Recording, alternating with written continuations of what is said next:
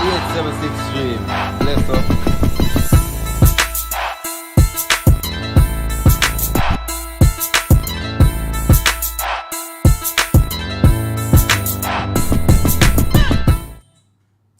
The penultimate game of the greatest show on earth for 2022.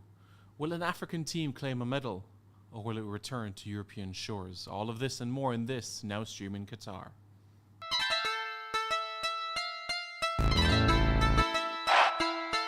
876 stream. Bless up.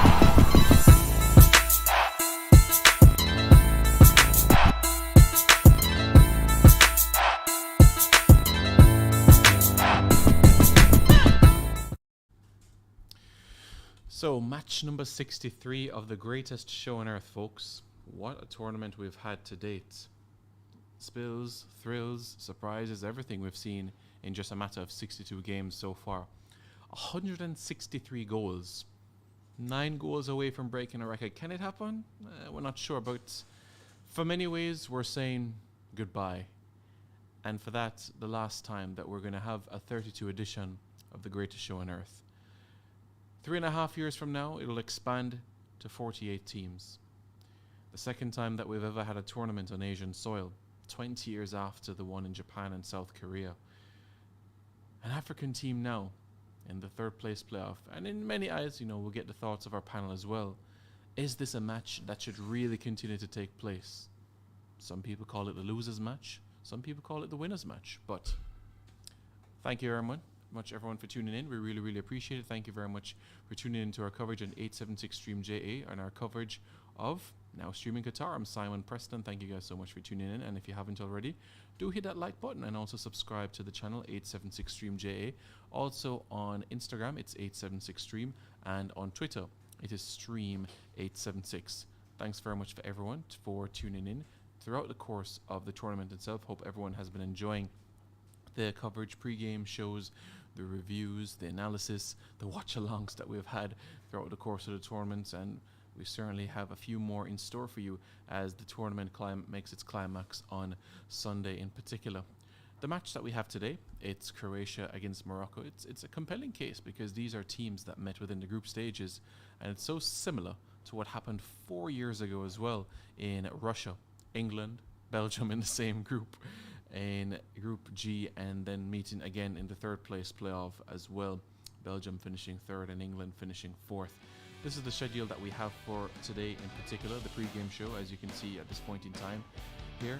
And at 10 o'clock, it's Croatia against Morocco, and the post-game show slightly after this game. We'll see how things go as it relates to if there will be extra time, will be penalties, and the duration of that in particular. And the final itself, France against Argentina, two teams that have never met in a World Cup final before. So a lot to discuss, a lot to get down for the next, you could say, half an hour to 45 minutes in terms of our discussion. But before we get into this match in particular, let me introduce you to the panel that we have for this morning. To my immediate right, we have Dexter's Lab, and to my far right, we have Rashid Al. Gentlemen, how are you doing? Hope you both are doing well. Oh, yeah, man, doing good, very good. Yeah? Morning, good to be here. Yeah. Pleasure. I really, really appreciate Rashid. Thanks for being here. Of course, we had a discussion, virtually, but, to be here, being on the island, does it feel like being back home again? Yeah, definitely. And I'm surprised no more Argentina fans. Yeah. Did that change throughout the tournament? Or that started? Probably did. I know Dexter has a theory about the Wagga. Right, yeah. Yeah. But Yeah. no, it's good. And I think today's game will be very interesting. Mhm. You're talking about Croatia that was in the World Cup finals last time. Right. And Morocco that has, surprised us all. Right. So looking forward to seeing that. Yeah, before we look into this match in particular, Rashid, what was the mood like upon leaving Europe? Was there sort of that buzz around the tournament itself and, where you are based in particular as well? The expectations of the Switzerland team, was that met, the expectations? I think they probably would have liked to beat Portugal. Mm. The showing definitely didn't reflect Mm. the kind of level of expectation for the team. Some other teams seemed to have been just like tired or something went wrong. Mm. Normally, I saw Portugal, Switzerland in Geneva, and Portugal and Switzerland won that game not too long ago Mm. in the Nations League. But I think generally, considering it was a winter, they did get good support. viewings and things were mostly inside. France, I can imagine that tomorrow is going to be massive. You know, we're right beside France, and there are lots of French people in Switzerland, so that's going to be massive. I don't know many Argentinian persons, so I think that most persons will either be supporting France or only against because they don't want to on Monday go to work and all these French people. So you know what it is. But I think it's been a great World Cup. I thought it would be based on the sporting aspect of things. And so, you know, I'm really looking forward to these last 2 games. And for the Jamaican community that lies within Switzerland itself, you know, where were their allegiances? Did their heart were with the Swiss or with other nations as well? I think similarly to here, most Jamaicans were supporting Brazil. We don't leave that alone anyway. My WhatsApp group, there's a few persons who were saying France or Spain, but primarily Brazil. Okay. All right, sounds good. Next up, the Portuguese, as you know. Yeah. The team that you've backed. As I said initially, once the team drop out of the World Cup, you drop out. You either just go and watch some football or you just stop, right? For me, I just continued watching football, you know, as usual. But I think it was a good tournament, but there's too much surrounding the Portuguese team. Like a lot of media speculations, a lot of things going on with Ronaldo. It's a wonder they made it this far, you know, or made it that far in the tournament at least. But yeah, let's see what happens in the next World Cup. Yeah, and as you can see, a change in terms of the coaching staff as well. Yeah. I think it was kind of expected. Interesting. Especially with what was happening around, all of the talks that were being made and stuff. I thought they would have made some changes. He has been a good coach though for Portugal. Brought them to the Euros, I think. Yeah, I think he was one that was at the helm then. He has been pretty good. But you know these things go. Coaches have a life cycle. So I guess his was at the end and it just started time to get somebody else in. So we need to see who next will take up that mantle. It's going to be interesting though. I think Portugal has a very good team. It's just a matter of trying to bring everything together. And if Ronaldo retires soon, then we see what the side looks like without him. Yeah, so would you say that leadership or the armband, in your eyes, would go to perhaps a Bruno Fernandes or Bernardo Silva? Yeah, more than likely. I think Bruno would probably be the person to take it up. But we'll just have to wait to see what happens there. Yeah, a lot can change in a couple of weeks or months to come. But, folks, just continue to let us know your thoughts in the comments below, and especially in this match in particular, and other things, any questions you might have for the panel or comments in terms of what they said, do give us your thoughts about, what they have said. Who was your team in this world? Who is your team? Is your team even in the final? These days you can't find a Brazil flag on the street. Nowhere. Funny enough, we did to walk through our community. They were doing some stuff yesterday, and we had some conversations. So all of a sudden, I'm asking her, so who are your team? Who are carry? I say our friends, I say, you sure? And everybody else, say Argentina. 1 or 2 persons say, boy, Germany, I hear no Brazil. And I'm like, but half of Jamaica or Brazil, how I see the percentage I work out. So, I think people get to the final, you want to support somebody, so you're like, you know what? Just pick a team. But can't be like that, Jamaica, if it change. Stick with that team. Stay with that team. Yeah, man, your team go down with them, no, man. Somebody have to lose, Somebody has to lose. Everybody can't be at the finals, You saw the videos in Trenchtown, Brazil play. Yeah, man. that was funny. That was funny. Why I don't know. Jamaica has just have this love affair with Brazil. I don't know. People have said it's Pele. I don't know where we get it from, but I think it's just vibes. No, seriously, I think Jamaicans love excitement, And to be honest, you watch Brazil football, you get a lot of excitement, a lot of little tricks and them stuff. But yeah, Jamaicans, just leave the organist thing alone, please. I know there are some true Brazilian fans out there, but just Rashid, growing up on the island, your peers and who you went to school, was it that same sort of vibe, like Brazil, buzz, or was it another team or other teams as well? No, I would say most of my friends think about now support Brazil. Yeah. I think, as Dexter said, yes, vibes. Somehow I feel that the color of the flag is some the similarity, as well, but also the flair play, which Jamaicans love. Brazil is probably that team that will most likely give you that. And then if you think about the age group, Brazil have probably won a tournament or 2 when most of us were younger, and so therefore similar to Manchester United. You'd have seen that. Yeah. You'd have seen that. and somehow Yeah. drift that way. Like there's people who support Lakers, Man United, and Brazil. Because I love winners. And Jamaicans don't at the like time when they were losers. probably 10, Yeah, this they're was, doing well. Yeah, for you know, real. Yeah. If you go a bit further, and I think people that are like more the mentor level, they're probably Liverpool fans because in their time, you know, people in the like late 40s, it probably was that team. You know, I'm surprised that there's some people jumping them down saying they support Man City, but I'm wondering how long. That's where that since came this from. has been the case, but no, back to the World Cup. Yeah, I think most persons were supporting Brazil. There's a few Italy fans around, but obviously I am an Italian not fan as say well. much I am this very much tournament, so. Yeah. Yeah. Rough still. Yeah. How do you? But make it to a the World last Cup? two Win a work, Euro the last and two then World Cup, World it Cup. rough, man. It rough. Like I Yeah, feel yeah. like every time I talk about Italy, because Yeah. I started following Italy because of Maldini. Okay. I loved Maldini. Yeah, man. Figo was it for me when he came on to Portugal. I like Cristiano Ronaldo, but it's not mainly because of Cristi. Yeah. And then Maldini, because I loved it. The Italian defense was always very stout, right? But I'm gonna let me down, man. Yeah, yeah. 2 World Cups in a row. No, man, come on. 1 Euro in between. Yeah, like it just don't add up. It doesn't add up. Like where you find this run a farm and then lose it. Like Yeah. Okay, if Yeah. you look at the results in the qualifiers, a lot of nil-alls and one yeah, all these draws, Yeah, and I'm all like, of a sudden, come yeah. on, Who man. won that group again? Anybody remember? I think it was Poland, you know. Poland wasn't in there. No, they weren't. Switzerland in it? Who was it again? 'Cause I remember there was a knockout game that I was like, no, they have to win a match here. Exactly. Who was in the group again? There's one thing not to go immediately through the group, but not even pass the knockout. Yeah, like it Yeah. rough, Restart man. football on that side. It's rough, Exactly. yeah. Yeah, extremely unfortunate, folks. Yeah, trust me. And to see, you know, from that World Cup 2006 triumph and then back-to-back first round eliminations, it is just a really, really unfortunate. Well, football can be cruel, people. Yeah. We see it. We saw it in this World Cup. It can be Yeah, very cruel. Yeah. Yeah. Yeah, very, very unfortunate to see what happened. And, you know, the Germans going home quite early as well. That's 2 World Cups in a row from their standpoint that they're not there as well. So you see a mini sort of trend there, back-to-back first round exits. Yeah. And it happened to the Italians as well. You know, who will be the next in that sort of line as well. And, you know, just so the folks are aware as well in relation to, it was actually the Swiss that topped that group over the Oh. Italians. Yes. Yeah.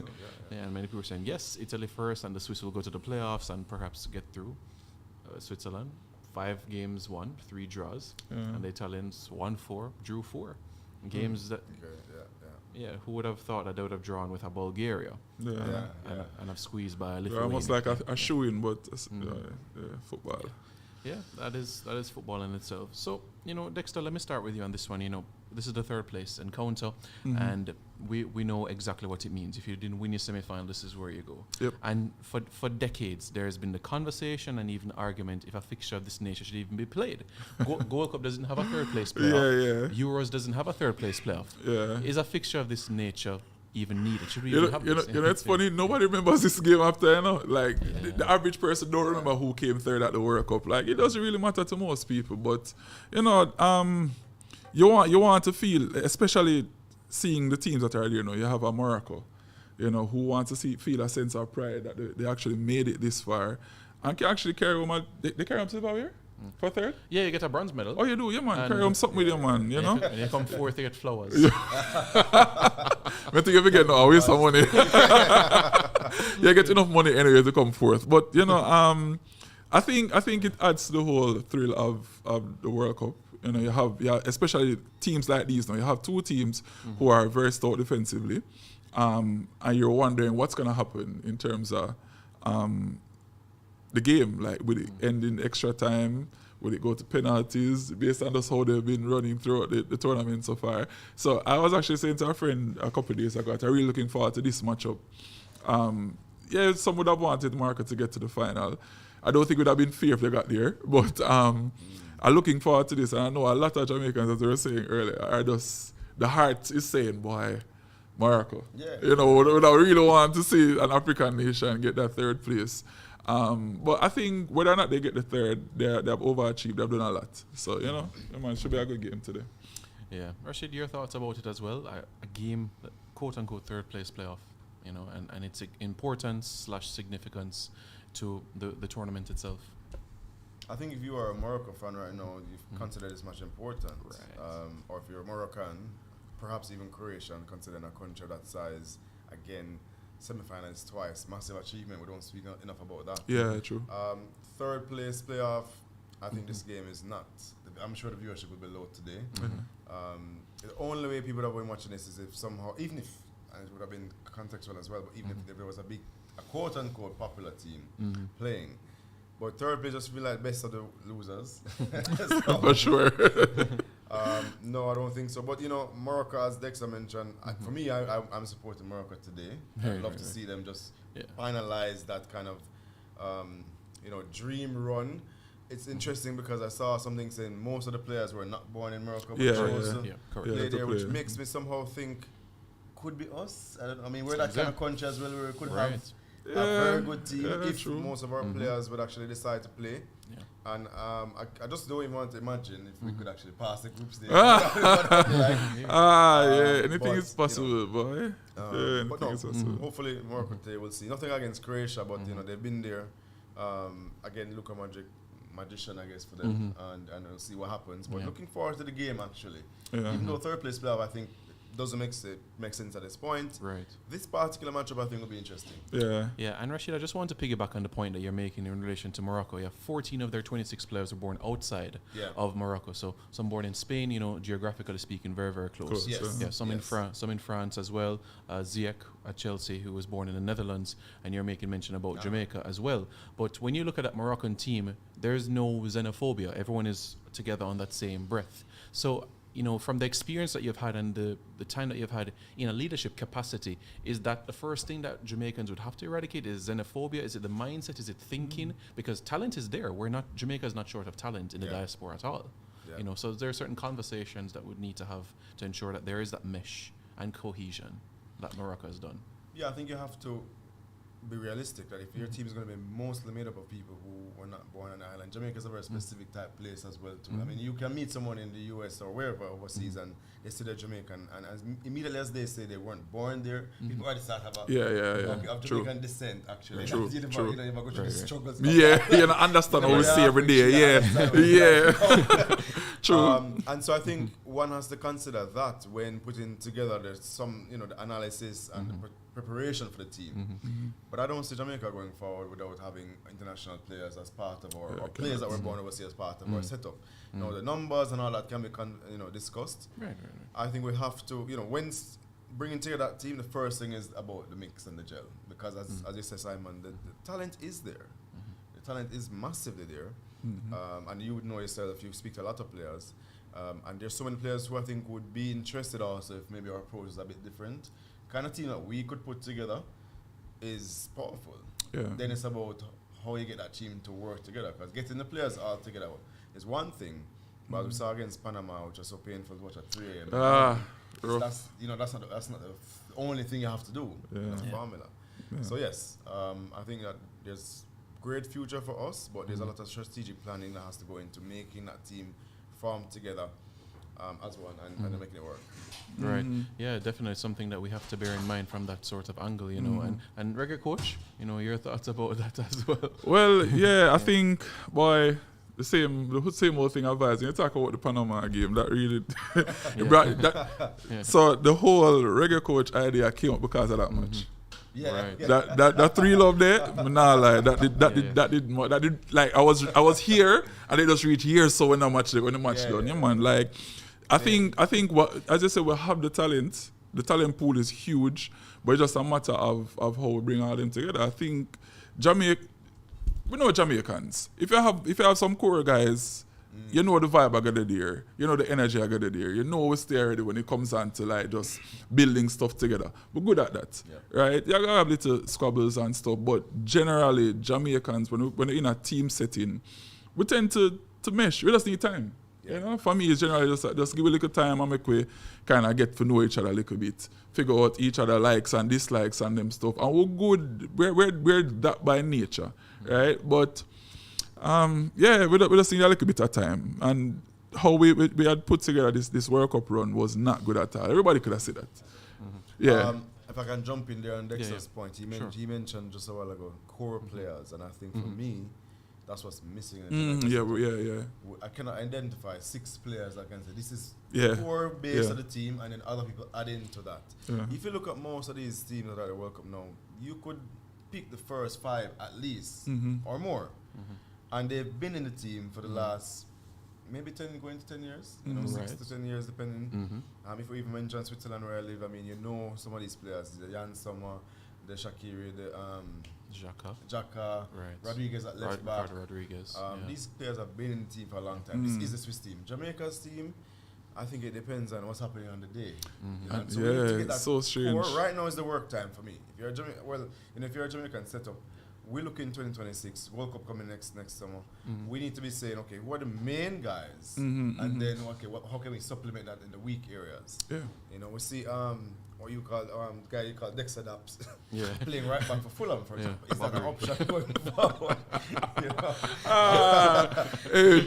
So I love Jamaicans. So for the body now, we find jokes out of everything, because I think that his name just came out of boy. He might do too much craziness, and they're like, let's give him a little tag. This time I've been pushing it still. Yeah. True. Yeah, it's a facial Really? feature. Yeah. It works. Look alike. You know, for example, we had an issue at right back in this tournament. Javian Brown, formerly of KC and been now I think in MLS, kind of slotted in, and you kind of think maybe that's an option. But is Dexter Daps an option there at the right back going forward? He plays there at the Premier League level, and not doing too bad, and it's a weak area for us versus the surplus that we probably have in the attacking area. So let's see. You know, it's kind of bittersweet to talk about Jamaica and do like today. Yeah. But the pain is real, man. We should have been there. So Real. Next time. Absolutely. Real. Yeah, and Rashid, before I bring in Dexter, when you're bearing in mind 3.5 years from now, it's in US, Canada, Mexico. You couldn't get far better spectacle in the backyard. You know, it's one of those things where you want to just assume and start to book tickets. Yeah. But also know it's Jamaica, so you kind of feel you don't want to make that spend too early. But I think my gut feeling is that we will be there and we're going to have a good showing, and it's pretty much Jamaica's backyard. It's going to be great. But it's also an expanded tournament. That will be new. But for us, I think a great opportunity to take advantage of that. And I really think that we have to kind of make that preparation now. So I'm looking forward to what happens the next couple of months with the Jamaican team and see how we go from there. Yeah, exciting times ahead. Get the visas, reggae coach? Yeah, man, live. But it's interesting you say that, so I laugh, because it almost feels like a show-in. We're supposed to be there, people. And the reggae boys that I watch, we're supposed to be there. I'm one person that I enjoy just my nation, and whenever we're in sports, whether it be football, whatever we're doing, right? But I feel like it's time now. It's time something happen that make us feel a little bit better where the boys are concerned. The women are doing pretty well right now. Gentlemen, it's time to step up, man. And the board, it's time to step up now. Which camera am I looking at? That one here? Yeah, man. That one over there. So, all right, yeah. Board, it's time to step up now, man. Some stuff needs to happen that will cause the football to advance. Like, whenever you have conversations with people, 98. 98! 98! Yeah. There are so many people so many people have never seen Jamaica play football at a World Cup. They only have video, and nobody can really go back and look up that, right? Yes, so much has changed since then. You really want to, in this generation, see the team that you support get to the World Cup. And I think, but when I go through the comments on their page, it becomes very clear that people are frustrated, highly frustrated. Me, I'm one of them. I'm always on the page, but we really just want to see the guys the better. I think they have invested a lot over the years, and we just want to see some structure around the football, that can get the guys forward there. I can jump in on that. I think it's even for me, it's massively bigger and massively important for Jamaica as a country and a nation building. Think of where we are right now as a country. True. If Jamaica was in this World Cup now, it would be a very different feeling in Jamaica right now. And You're true. You're right. Positivity. We need that kind of coming togetherness. We need that kind of energy again in the space. Identifying ourselves as Jamaicans. The national. These kind of opportunities are really about nation building as well, and identity. And when you see what happened in Trenchtown, people jumping up a country like they never been to before. Put it, if it's us, it may be part. I see sports generally as part of Jamaica's formula for success going forward. It can affect so many things, and so I'm hopeful, not just from a sporting point of view, but for a country that needs to kind of get this kind of impetus to shift into the right direction and so much opportunity for us going forward. Sports can play a massive role in that. True. But as you said, we have the girls next year in Australia. We get a tough group, but we have a good team. Yeah. And I think that I'm really looking forward to seeing us maybe make a 1 or 2 upset and really, champion that going forward. Yeah. I have a theory about that, David. It's slow Goliath. If we want to get to a bigger stage, we have to lead down them people. Yeah. It's a simple thing, simple maths. If we want to come out of the group, we have to beat them. We're going to find a way. It's a back against the water type of situation. It's either fight or flight, and you have to go pick one. But I feel like we have what it takes to make some upsets. I'm looking forward to it. Yeah, definitely one to look out for. The JFF will also have their AGM coming Tuesday at Bel Air High School, so that they'll be able to discuss legislation on matters. It's a non-voting AGM, but certainly significant matters will be discussed at Bel Air High School come Tuesday, and we look forward to see the results that will come from it, and also the technical reports will be discussed as well as it relates to the field qualification to the Under-20 Championship, Under-20 World Cup rather, earlier this calendar year, amongst other matters will be discussed. So we'll wait to see what the new GenSec, Mr. Chung and others that he has put around his team, Dennis Grant from CariMed and also Chris Daring as well, the ideas that they have more for to monetize the assets that they currently have and also engage other stakeholders that are currently involved, because that is something that's been touted for quite some time, but even fans to this day have been saying, I can't find a jersey. Why can I find a Brazil, a USA, Mexico, England jersey, but the country of my own country? Why can't I do that? Can't just walk into a sporting goods store and find it. So these are the conversations that we certainly need to have. Just to take some of the comments that we have coming in as well. A few comments coming. Says, I don't mind the third place playoff game, says Jamal. Truthfully, getting to the semifinals is significant. Anything can swing a semis game against 2 very good teams at the stage. So it's fine given the chance at something. And then you have teams like Morocco, they're winners who have the tournament of their history, and why not give them a chance to get something tangible from it? And yes, we've seen that evident as well. 20 years ago is Turkey. They played South Korea, and they won that game 3-2. And also we remember as well Croatia back in '98 as well, who took on the Netherlands in their debut at the tournament itself. And just so you all are aware, in terms of the history of third place playoffs at a World Cup, we've had 75 goals in 20 games. So that's an average of 3.75 goals per game. So this is a fixture in particular that maybe it might not have a lot of excitement, but it always produces goals. So that is something that we can reflect on. Just look at the recent run of tournaments. We know what happened with 4 years ago with Belgium and England, and 4 years prior to that, the Dutch getting the better of Brazil. So it's a game that we've always had goals. In fact, we haven't had a game where we had extra time since 1986, where the France team took on Belgium, and we've never had a penalty shootout in a third place playoff before. So that is something as well that has never happened before. But as you can see on the graphic that you see on your screen, a fixture, the third place playoff, has always produced goals. First half, second half, even the fastest goal in the history of this tournament came in a third place playoff. Hakan Suka of Turkey, 11 seconds in 2002.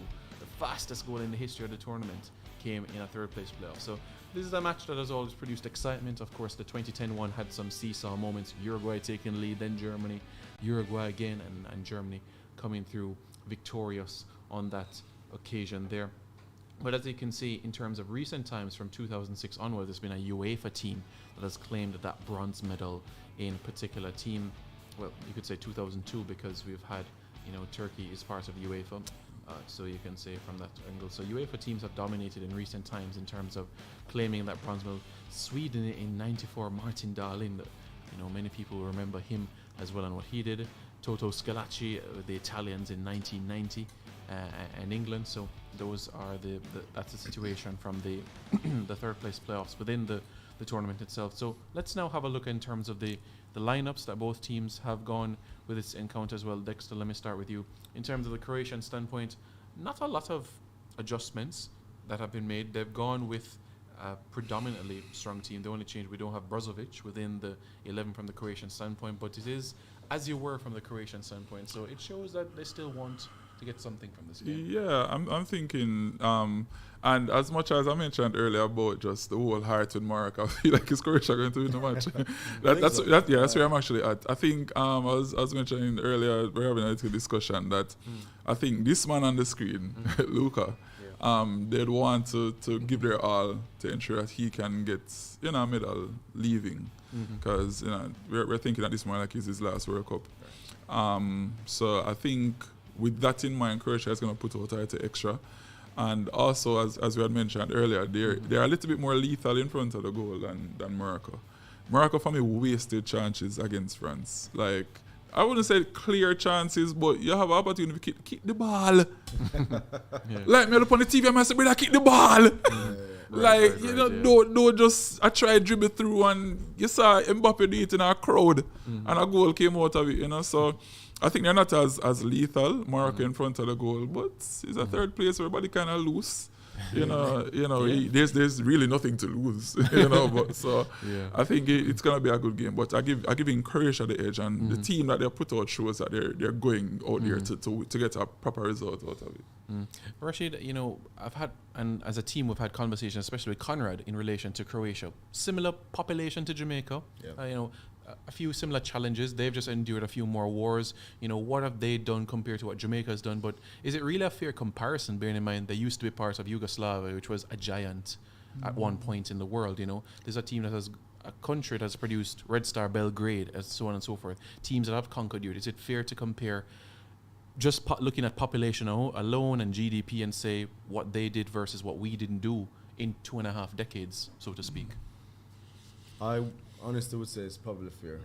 Okay. No joke. If you think about 98, it was Croatia's first World Cup. It was also Japan's first World Cup. Yeah. Right. And I'm not sure if it was 98 or the one after, but Senegal also had their first World Cup at that time, or Correct. shortly in that period. Of those teams, we have not moved forward since then, and I don't think. Well, Japan is totally, check Japan out. Japan obviously financially, bigger country, advanced, massive power player globally. Senegal, Croatia, I mean, to me, Jamaica is such a big diaspora. The problem, and what makes it hurt so much, is that we actually have the required talent and players. So for me, it comes down to structure, preparation, planning, administration of sports. Yes. And that hurt, because if you don't have a great team and you don't do so well, it's one thing. If you have a team that could be decent, but because of backroom challenges, that hurts quite a bit. I mean, I think, you have Uruguay as well too. Yeah. Although it's a country you probably don't know in any other sports. Or, you don't see them at the track and field. Some more investment would have made in that. Things, but Uruguay also have 3-point-something million population. Correct, and doing always well in this sport. So again, I think fundamentally, if more importance was put on sport in terms of nation building, not just in terms of as a competition want to win something or pastime, get a medal. If that was part of the fiber of the strategic plan to grow the country for the next 30 years, for example, we could see massive things. We have enough players. But the structures, I remember speaking to somebody, a coach from Colombia when I was working at U. He came across to do some kind of training camp on Christmas. He was a coach of an under-30 national team in Colombia. And what he explained about where the kids were at 13, male and female, because they were playing together until 13, was leaps and bounds ahead of where we were. Wow. And you realize that maybe up until about 9, 10, we have a decent chance. And after that, the gap just widens. I live in Switzerland. I'm telling you, if you go and watch a game of a under 12, under 14 team, that team is technically sound, and it's the way of play is coming on the national level to all coaches. And so I think we have a lot of work to do in terms of just building the sport, the development. We talk about the development of the sport. It's almost like I understand that there's financial struggles, so we always bet on the senior team and trying to say, well, if they go, then we can get. If not, we lose. And but we have to build from the ground up. Yeah. I see Miran Garden now is a coach of, I believe, the under 17. Correct. I was just speaking to a relative last night. He's here because of the under 17 trials. So his son is trying out for that. Right. And he was saying to me that he thought because Miran Garden was the assistant coach of the national team and now being given the under 17, he was thinking that the strategic plan was to, take Miran to the under 17 guys and see how far he can go them and bring them to under 20 and the senior team in the next 6 years. Right. And I said to him, did they say that to you, or you just thought that probably was the move? He said, no, that's what he was the thought. move. Yeah. And, we will see. But is that, for example, something that we should just rewrite and say, listen, let's start with under 17, put some money at that level, and make a 6-year plan? Yeah. I mean, 6 years, they're 23. That's pretty much the average age of senior teams, give or take, these days. Correct. But a lot more to be done. A lot more of us have to get involved in sports also. Us who have some abilities and skills that could be definitely used. And let's see where that goes. But every time I talk about football in Jamaica, it's a painful conversation. I got him, man. Pain. It's always wishful thinking, you know. Yeah. But the point about under 17 makes a lot of sense, because look at what's happening in schoolboy football now. Like, you don't want to nurture what you see there already, the talent. There's a big talent pool here right now. Like, some guys are playing really well. Yeah. You don't want to be able to nurture them. And you have time. We have time now, and I like so we do not know. we're not doing nothing. Right, I know we have Nations League coming up and things, but we not do nothing. Right? I think the energy need to put towards the World Cup. That is what get Jamaica excited. If you want to see Jamaicans excited, get us to the World Cup. The outlook on Brazil and the excitement is nothing compared to what would happen. As you mentioned, and I really never thought about that in terms of sports being a major part of nation building. Yeah. When athletics is happening, the whole nation shut down, you know. Yeah. When Olympics are going, everybody like fully locked in. Like imagine if I have a lot of friends who stop watching Reggae Boys play because them just can't bother with it. Right? They can't. It's not that they don't love the team. They hurt when they watch it. Right? No, me stop watching them completely. Right? It's like after a while you can't take it no more. You can't. You have to protect yourself. Right? I get hurt, but I think if there are a lot of them who they will say them watch, but still them check your the score stay. Yeah. What go on? Them win, and then them cuss when they don't win. But we're still interested, We're still very much interested, and we know we have a tough crowd here, so you always get cuss out, right? You're going to get a tough discipline in, if there's such a word, if you don't do well, But if we have proper structures and them things, if people actually see something are going, people become more excited, and and I'm hoping that our new coach, Helgemson? based on how he did with Iceland and stuff, and I'm getting that he was a very community center type of coach, like a Ted Lasso. Yeah, he's big on getting people, the whole nation involved. If he can kind of get that across to us, I think that would be good. It would be really good. And looking. I'm tired of disappointment, Like, I would post on my page and my friend them say, you're not tired? You're not tired of support Reggae Boys, brother? I said, no, man, I'm a team still. I say, who am I going to support? Like, I'm a country. Right. I would not give the same energy to our Brazil or to our Portugal, because me not come from them country that Jamaica come from. True. We have a great sense of pride already. So, I go look with the ship here, man. Point, because... And you can see that if Jamaica plays 3 games well, man. Stadium round. Oh God. Oh. I don't buy this thing about not being able to get funding. That's because of trust issues. And football in Jamaica can acquire the necessary funding required to build a team at a certain level. You need people that are able to get that. Who can go there and say, listen, this is our strategic plan. For articulate the vision. Articulate well. Fine. Get and convince people to support. But when it comes to football, I don't buy. People like Marv are going to be on TV all the time, like that's a tough job. Because nobody do well, but we just don't have that connection and support it at that level. Right. Even though we have the performances. Football now. As soon as you play 3 matches well, you realize that the true sport that people man. It's football, you see it. No matter how much Olympic gold medal you see it, If we put together 5 games and it start look like boy a team could have built, everything else get dropped. You can see it from the grassroots. You see how many persons support the schoolboy football. Yeah. You see how much people support Premier League final. You might not go to the regular match all the time, but you see it. Jamaicans love, and you see it every Saturday and Sunday morning, people. Yeah. One little dirt pitch where I play football. Scrimmage. You think Jamaicans not love football? We love football. We love football, but we're not seating our team, so we're not getting support. We're tired. We have lost the connection to the team. Yes, definitely. We Jamaicans need to be given the opportunity to fall in love with the team again. And you like seeing your community baller on the team as well. So it's the core, the core you're talking about. You can kind of connect with that person. So if you see somebody relatable, you kind of know him struggles and stuff. You see one guy like that in the team, you're like, man, we can connect with him. It's about building that connection as well. So you can't just import the guy the week before the match. We don't know them. Exactly. No, that's true. Fine. I was going to say, because even the community, that's one thing. But I think we all appreciate that different ballers are different levels. Yeah, so that we do not. we need to connect. Yeah, we don't even know how actually are they related to Jamaica. Exactly. When you hear one grand, yeah. So if I interview grandma, I say, okay, how much time to come really get ourselves to know these persons and can say, all right, then you grew up in the UK, but you're connected, you love acting, saltfish, still, whatever, and feel like, okay, this is our baller as well. Let's see. I mean, again, it's come back to wanting to be hopeful but carefully managing the expectations. I mean, I was up at 3 and 4 a.m. watching these. That's crazy though. It's the most painful campaign. I'd probably be that person too. And so many games that I thought we should have won. Mexico draw in Mexico would have been a great to get that. Yeah, man. Over Costa Rica, looking at the team, like we did get them team we should have been there this year. Honestly, it's not even just saying as a Jamaican. I think that we were or could have been top 3 team in with the talent. Things just didn't put together well, and it just it's unfortunate. But yeah, certain to consider. Before we move on, Rashid, I just wanted your thoughts about this as well. Sports on the island do we have to shift from viewing it as recreational to industry? Because European finals last year, Euros, the stadium was full.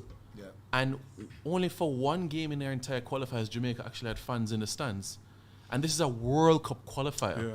This is where a lot is at stake. The 12th man is so important. But we're still using the COVID. And I know it can be quite political and controversial, but for how often can you use and slam the drum about COVID when you're trying to get to a tournament? So it was frustrating when you bear in mind that we had crucial World Cup qualifiers at home and the fans were not even there to give them that year. Damon Lowe talking about that, the difference it could have made. And it did make when we had like a small 5,000. Yeah, man, we did the match, man. Trust me. Stadium with loud, man. I think it comes back to what I said before as to is sport considered a part of the strategic plan for the country going forward? And I will always champion for that because I think sport is massively bigger than just playing a game. Right. We have a health crisis in the country and the Caribbean region generally, in terms of hypertension and diabetes and these things. Our health situation, sport kind of helps. I mean, I'm in a space where it's 0 degrees on a Thursday at lunchtime and people are running on the road, like running in terms of getting some fitness in. That's impossible to think of. My director general of where I work, who is somebody who earns in the hundreds of thousands on a yearly basis, he takes a bicycle. Man arrives on a bicycle for meetings. It's just a different concept completely. And I see a few people here have tried to start to do that, but the necessary provisions are not in place. I mean, if I was to come and say, I ride a bicycle to work to kind of set an example, I get bounced by a taxi man for sure. Easily. Easily. Probably have to buy Easily. So, I'm saying, are we really taking sports serious or are we see it as a joke? We don't even have a ministry for that specifically. It's a part of something else. Right. And I think that we have belittled the power of what sport can make for Jamaica at a time when Jamaica needs that help and support. So let's see where we go. But I think that it really has to become a part of what we think can help to move the nation forward. And again, it's emotions, like when people, I think at the moment now, Jamaicans are concerned about the country, and that can be a part of changing that shift. But our biggest export right now, two of our biggest are our music and sports.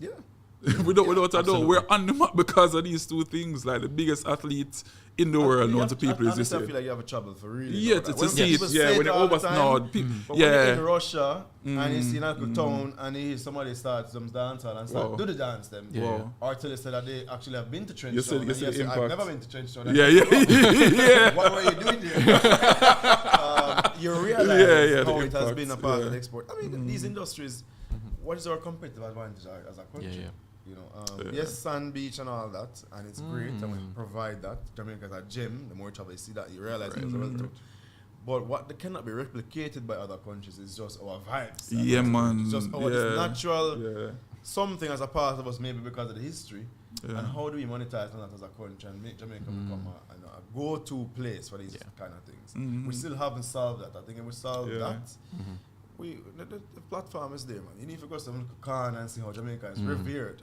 Yeah. Most of the time when I introduce myself as a Jamaican, people is like, Wow. Yeah. I'm actually meeting a Jamaican. Yeah, the person. brand is It's already huge. start at a Brand different Jamaica, point. brand Jamaica is huge around the world, and people don't realize it. Yeah, I think you see how much we value sports though, based on our stadiums. Yeah, Which you can see that the investment is just Yeah, not there no, at no, all. no.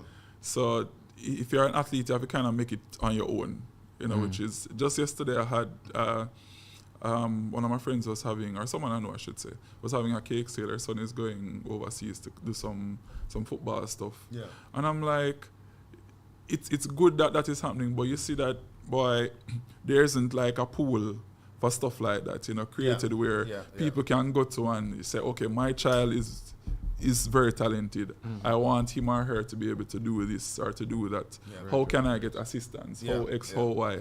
You know, it's difficult when you have a country where you know the resource and the talent that is there in terms of people, and you know, swoop on certain stages. Yeah. It still hurts some of the World Cup, you know. JFF, it still hurts. I will not come off it. It very much hurts because I know, as you mentioned earlier, we should be there. We can be there. Absolutely. Yeah, certainly. Let's take a couple more comments before we wrap up the pre-game discussion. Jamal in the comments, Simon, is there like a cohort or union of coaches that attempt to get a cohesive development plan like Rashid is referring to? So not an official coaches union, but you do have like Jamaican coaches that are in the UK, like a Darren Moore, like a Joby McAnuff, like, you know, Andrew Edwards was overseas recently when he had that spell in Germany. They have a WhatsApp group. So that's a start. It might not be something like a union itself, but it is something where they exchange ideas and thought processes with coaches on the island. So I think that's a step in the right direction. Is it sufficient? No, but it is something that can certainly get the conversations started and going with coaches on the island, especially those that are Super League and Major League coaches on the island as well. So it's great that that sort of avenue is presented to them. Kev saying Delo's disallowed goal versus USA hurt me the most. So yeah, that tells you everything right there with the fans and That's things where of I that feel nature. like No VAR, oh boy. big time. That was a goal. And the one time the VAR come, I would keep long smelly. I didn't know. Rough. Yeah, so folks, you know, we really appreciate, you know, tuning in for our pre-game discussion. We're going to adjust slightly towards our watch along in a few moments or so. You guys will also see Romario join us. In addition to that, we'll get the predictions of our panel before we make our transition as well. So we're extremely grateful and thankful to have Rashid joining us, and also Dexter for being with us as well for the discussion. Very enlightening. And folks, you know, this is something that is very, very in the discussion that has taken place over the past 45 minutes, you know, come back to it later within the day, because there are some salient points that were made quite sobering that Dexter and both Rashid have made as relates to developments on the island and what Jamaica can do, some learning lessons moving forward, and also to vote in the poll as well. Who will win today, guys? Croatia, Morocco, game going to extra time, game going to penalties. Those are the options that you have in the poll. Let us know your thoughts. So far, it's 57% in favor of Morocco. Vote, guys. Let us know your thoughts. Dexter, let me start with you. You're going with the Africans? No, I just say, all right, so all right, people, hear me out. It's not I'm not going with the Africans, right? My heart, I say Africa, right? But and my that's what my descendants are, you know. But I just feel like Croatia gonna have the better of them today. Don't see me on the road and cuss me out, please. But I feel like Croatia got the better of them today. That's my prediction. I don't know where the goals are gonna go though. I don't know how many goals are gonna be scored, but I feel like Croatia might have a little bit more in the tank. All right, I would love the Moroccans to get over the line. Rashid, your thoughts as well? I think on the side of how many goals I'm with Dexter, it's hard to predict a game like this, third place playoff. I say people lose, so it might be a high scoring game. But I'm with Morocco just on the point that I think they have more to play for. I just put myself, again, if we were there, this would still seem important to us. Yes, Whereas absolutely. Croatia, of course, small country as well and haven't done well, but they've been to the finals before recently. So it's important. You see, we were talking about do it for Luca, for example. That's a little bit different than do it for a country. as a country. Let's just get one A more region, match up. a region, The entire Arab world. a whole continent. Africa, also know it's Africa. I think that they have more to play for, and because of that, these kind of games is based on heart and who wants it more. So I'm gonna go with Morocco. and I don't think it will go to extra time. But let's see internal scores. Yeah. All right. I forgot about the crowd. Forgot Yeah. about that Morocco. Yeah, Morocco got I turn up mean, in the crowd. Yeah, man. Yeah, man. I got change still. I got stay over there. And remember, I got stay over there. it's a Moroccan Football Federation. Yeah, the that sent these entire. funds. Yeah, I know, Second? man. The Moroccan Federation actually sent the funds. Yeah, a lot to of people Qatar. were sent there. Yeah. For real. Well, the It's stadium, a different level of thing, the you stadium know? always a jump when Morocco play, but not like always. different That's one level. reason. I think that's one reason also why people wanted to get them to get to the final, because you see, if Argentina being Vibes. there, trust me, man, the energy would have different in that crowd. true. There, trust me. Yeah. That's true. Yeah. Yeah, and the vibes would have certainly. And the colors would look nice too. This blue thing. Yeah. Yeah, that's true. Yeah, throw things off. Whatever happens today, folks, history will be made. An African team, this will be their highest ever finish at the greatest show on earth. But can they get a medal?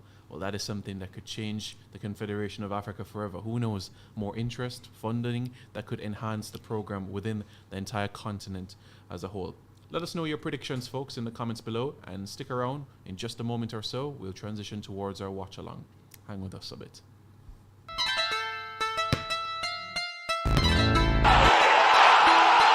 Eight 7 6 Dream. Bless up.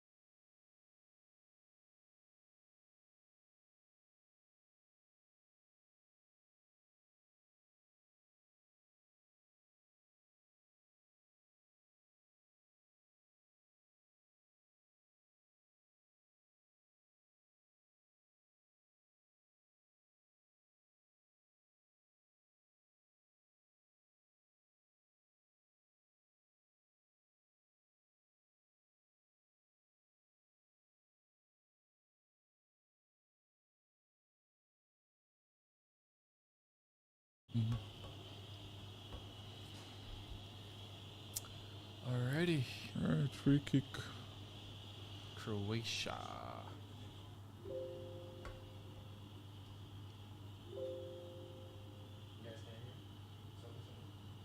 Yeah, sure. The Goal! Whoa. See there? See there? Whoa. See? Let me say. The video. Me say. Me say. The video's on. Me say. The video. Okay. Wow. Me say. Me say it, you know. Yeah. Me say it. I did say it.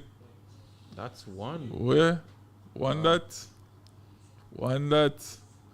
Predictions are work out. Yeah, he has.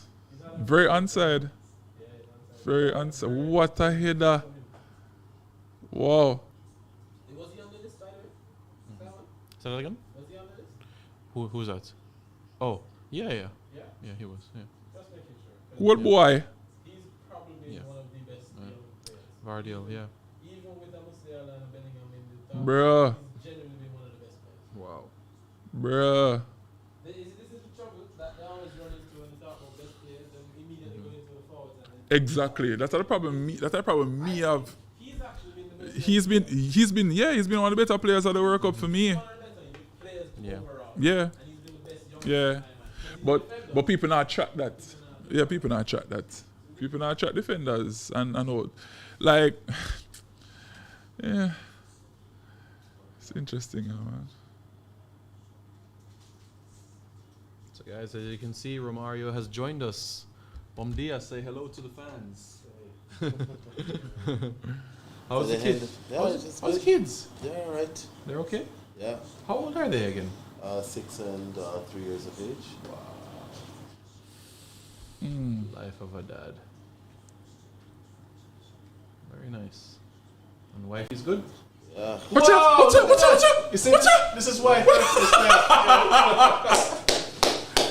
Yes, sir. 2 free kick, 2. 1 minute, 10 minutes on But the clock. say, and once you look onside though, because if you look far ahead of everybody else, once when the ball play, or who play the ball on. I just seen a picture the other day where they were showing the French national team and Morocco, and they tried to convince someone that this is the African team. Oh, and compared, yeah. Yeah. Let's see. Oh, it's in the play it on. Yeah, man, good goal. Defender play it on. Hush. Wow. All right. Bam, bam. Give what? I wonder though, because when they say that it has to be a deliberate touch. A deliberate touch. We can see what I'm not sure if VAR that's do a now. deliberate touch so much as Yeah. because it's a clearance. Well, let's see what they will call it. Because he was fired at everybody else based on what we did see. Was he ahead? He was ahead when the ball was played there. No, when he was playing initially, no. Everybody was onside. It was when the header was done after, yeah. then So it's definitely, fine, yeah, definitely know what he said here, yeah. Rough. All right. Well, we've been saying it, that these games Yeah, because everybody kind of free. That's what I say. Like, what is there to lose? You know? Play up to half. Yeah, you play less tense. You shot a goal, you know. Like things are gonna happen. The Yeah. last your World Cup Yeah. stage. Yeah. You know what? It makes sense because when you think about it, this is the only game in the competition on a World Cup stage where you're showing off and representing your country. Actually can enjoy it because it doesn't mean Yeah, it doesn't really matter. Yeah. You get me? If you lose it, you came fourth Yeah. in the World Cup. Yeah. If you win it, you came third in the World Cup. If Yeah. you win, you didn't go to the finals. Yeah. But you're at the World Cup, you represented Yeah. your country, you had a good time, you got this far. The semis would have been very much. You know, been much They're more competition. tense. Yeah. Tense Even game. remember, say you need to get your points in the group stage. So there's not even like a Yeah. in the group stage. Yeah. Right to the attack. This is the only one where you can actually just like the space. Yeah, of play. ball. Yeah. Just be chill. That makes sense why there's so many goals. Shoot. Oh. And this is the problem I have I with need Morocco. to- Like you still, alright. You see it, like, well, it's skill level still. somebody said to me the other day, say, boy, skill level. Simon, Yeah. when Rashid gets here, Tell him to meet you at IPP. Okay. when he comes back in, Yeah. you know why it's the end of Alright, cool. Somebody did say skill level. Sometimes you don't have the skill level to be able to take shots like those.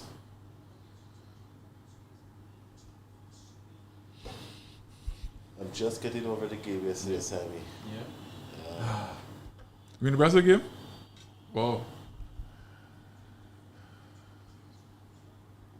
Let me see all flags are come off a week. I'm going already. As I say, this whole everybody has support Argentina thing. I'm like, you guys were not supporters before. Stop it. No, yeah. Stop it. And as I tell them, I don't want Argentina. Argentina is not going to win it. I'm not. Yeah. A person asked me why. I said, listen, look at the history. Exactly. There's no breath. I seen Rivaldo said that he wanted to want Argentina because of the South American standpoint. Oh no, but based on history alone, you would not. You would yeah, no. Ronaldo the Fernando I actually said, saw it. no, Yeah. I want France to get it. Yeah. Everybody saying I want France. Yeah. You know. Would you want if USA was in a World Cup final? You would want USA win it? Not necessarily. Not No. necessarily. Because Like you're you'd feel Jamaican good that rivals, somebody right. from CONCACAF is there, but nah. Yeah. Nah. As your rival, nah. I would like on the base Kylian Mbappe to do it a second time back to back because of one. It's not really separation, Yeah. but he can replicate and then a black man again. Yeah, to true. replicate what Pele has done. Yeah. You know, so yeah. Yeah, you can see it from that. Yeah, that Yeah. narrative would have kind of be a So better one. it is more of a relative matter Yeah, Right. to Yeah. the French black players to of the Argentine. as compared to Argentina. Yeah, Because yeah, Brazilian fan would not. Yeah. I was talking to my cousin yesterday because she had just done her studies in Buenos Aires, right? Right. And I was asking her that how many black person have you passed because she stay in Mar del Plata, Right. You know where Jamaica plays an historic game there as Right. well. 2010. Yeah, in Mar del Plata, and Yeah. she was saying like, I have seen one black person, and I said how, and that black person she was an expat working for Ecuador. There was an actual It wasn't that. Yeah, it wasn't that actual Argentinian. And I said, nowhere you go in Mar del Plata, you have seen any black? She said, no. She said, wait, because she's fairer than me and more of a pretty hair, so they may say, mixed race. Yeah. But Yeah. she said that she have heard, and next expat said, listen, they have gone in a place that they call Plateau, that is further south. Right. And there were some black tourists there, and like the guys was making like monkey sounds. Oh, for real? And I was like, wow. And that was I didn't understand that. Oh. not talking to you.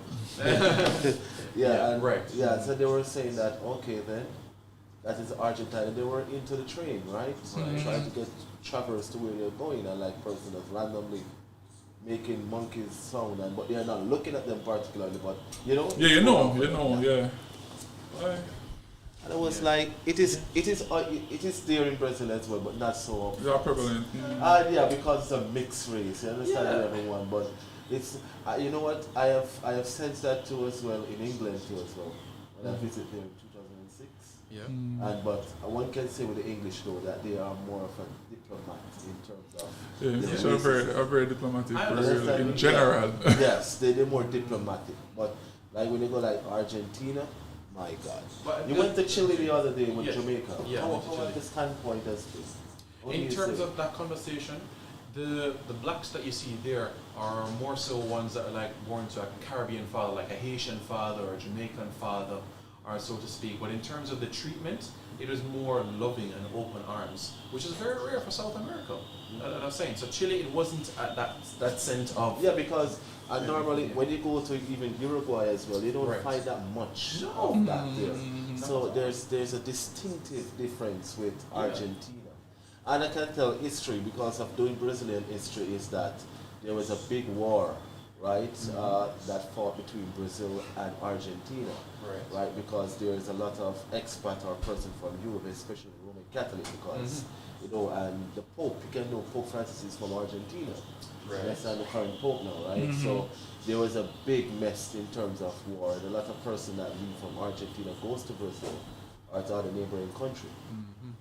So I can see on the standpoint why they don't get that kind of money.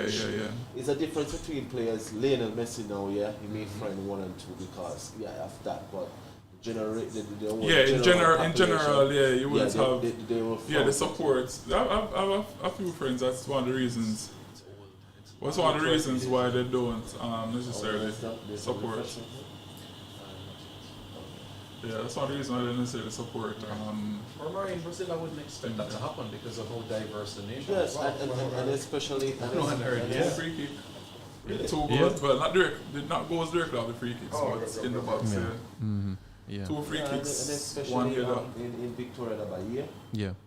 It's more of a person like you had a stuff going mixture, but When you go like a place that they call Brazil, that's where Ricardo Kaká is from in Sao Paulo, that's predominantly white. Okay. Right? And that place, when you go there, because I visit there twice, and it's regularly, but it's like the Los Angeles of Brazil to the United States. So you see like white person, like wealthy person, children, there are drugs or coke on the street. They will probably come and attack you, randomly. Really? It's a place that they call like no trespass. That's in Portuguese, no trespass. Because if you're barely driving in your car, there's a madman that can smash a glass or something. You understand me? And that's a rich part in Sao Paulo. Right, you probably see Lamborghinis, Bugatti passing you by and stuff. So I guess a lot of person will work better with Brazil. You will go there, you don't miss anything at all. Yeah, because of Argentina, right? Because of diversity of the race and stuff. I went to Barranquilla in 2008 in Colombia, yeah, Barranquilla, and yes. I'm still on the continent, but it's like I was still in Brazil the same way. Okay. Interesting. You grew up in Brazil? Yeah. Born in Jamaica when I was 2 years. Born in Jamaica? Yeah. When I was 2 years of age and come back in 2009. So my mom Jamaican, dad Brazilian. Okay. Your dad was living here in Jamaica or no? Your dad? No, it's not in Jamaica at the moment. No. When your parents met, was your dad here or she? Yes. No, she was. My dad was here as well. Your dad was here. So we just went back. Yeah. So growing up, my first language was Portuguese. Yeah. While my mom was Ecuadorian, Patois, and Jamaican. That's very interesting. Yes, it's interesting. Yeah. What age were you when you came back here? Huh? What age were you? I think it was 13 years. Oh, so actually you came here. Okay. So primary school and early parts of high school. High school, yes. You were there. Where did you go to school here in the game? I went to Haile Selassie, that's down by stuff there, and then I played badminton for Jamaica for the Paris 2011. Oh, really? Yeah, so that was the focus. My dad loved badminton, so he said that they are the best. And I said, why not Jamaica College or so? But you know what's the thing? I even asked myself, knowing that the whole racial in terms of networking, why at that time I didn't have the choice to say I want to go there, right? Because of some political influence that my dad have and stuff, and with the People's National Party and with some person. And I said, why could I go to Calabar or stuff other than Haile Selassie? Because I'm seeing totally different from what I'm coming from. You know, I've seen people who are like poor, you understand me? And then I am the one who's getting dropped off in a few at school. And I have to come all the way that part, live in a constant spring. So why not go into a neighbor? And my dad said, I just want to teach you something in life that you have to. Even though you live in Kingston 8, which is on Constant Spring area, and Kingston 6 there above, but that what you see, so that you can be more of a rounded person. That's interesting. And I'm saying, why would you do something like that? Why would you do something there's other ways to teach a lesson. But at the end, I mean, that's very interesting. I mean, you would have been. I mean, you speak Portuguese, so they just seen you as almost like a foreigner. An expat, because when I was, but I wasn't like no tax, nothing at all, because there were some Ethiopians that was there, because you know it's a Rastafari. And some the expat as well, they come. So so you kind of holler to them, right? Rather than to go into the lion's den and everybody roaring. You understand me? And I pretty much it's good. I left from there, got all my CXCs and went to GC Foster College, and then do sports medicine there as physio and stuff. But I didn't end GC Foster, right? And after that, working and stuff and things. But journalism is what I really do, right? And stuff. So after that, so when I asked my dad that why you do that, he said, "This is what." He said, "Listen, you can go into any crowd now in the world, and you do not look hands." You understand me? You can do. That's interesting. Because I have seen personnel who has even goes to Hillel Academy at your school as well, and Jamaica College and Campion. And when they go into something, you can totally see the hats there. And I'm saying to myself that the world that my dad was trying to get me to transform in, I'm definitely seeing it now. Interesting. Yeah. So whatever you want to do, you can tell the tiers of different level in Jamaica, because there is 3 different sides of Jamaica. And I think I'm more than 3. Probably to that too as very well. honest. Because there are some inside. Because obviously you would have been seen as Were you seen as privileged? Were you seen as Yes, just totally speaking privileged. language Yeah. alone, Yeah. Totally separate you from everybody else. That's totally privileged, and Yeah. they were saying that you did not play football coming from a Brazilian standpoint.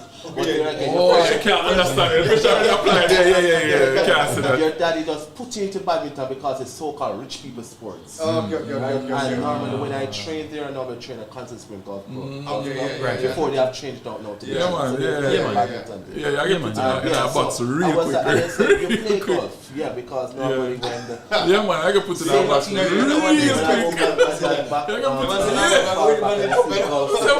You play golf. What are you doing here? You should have been at camp here. Right.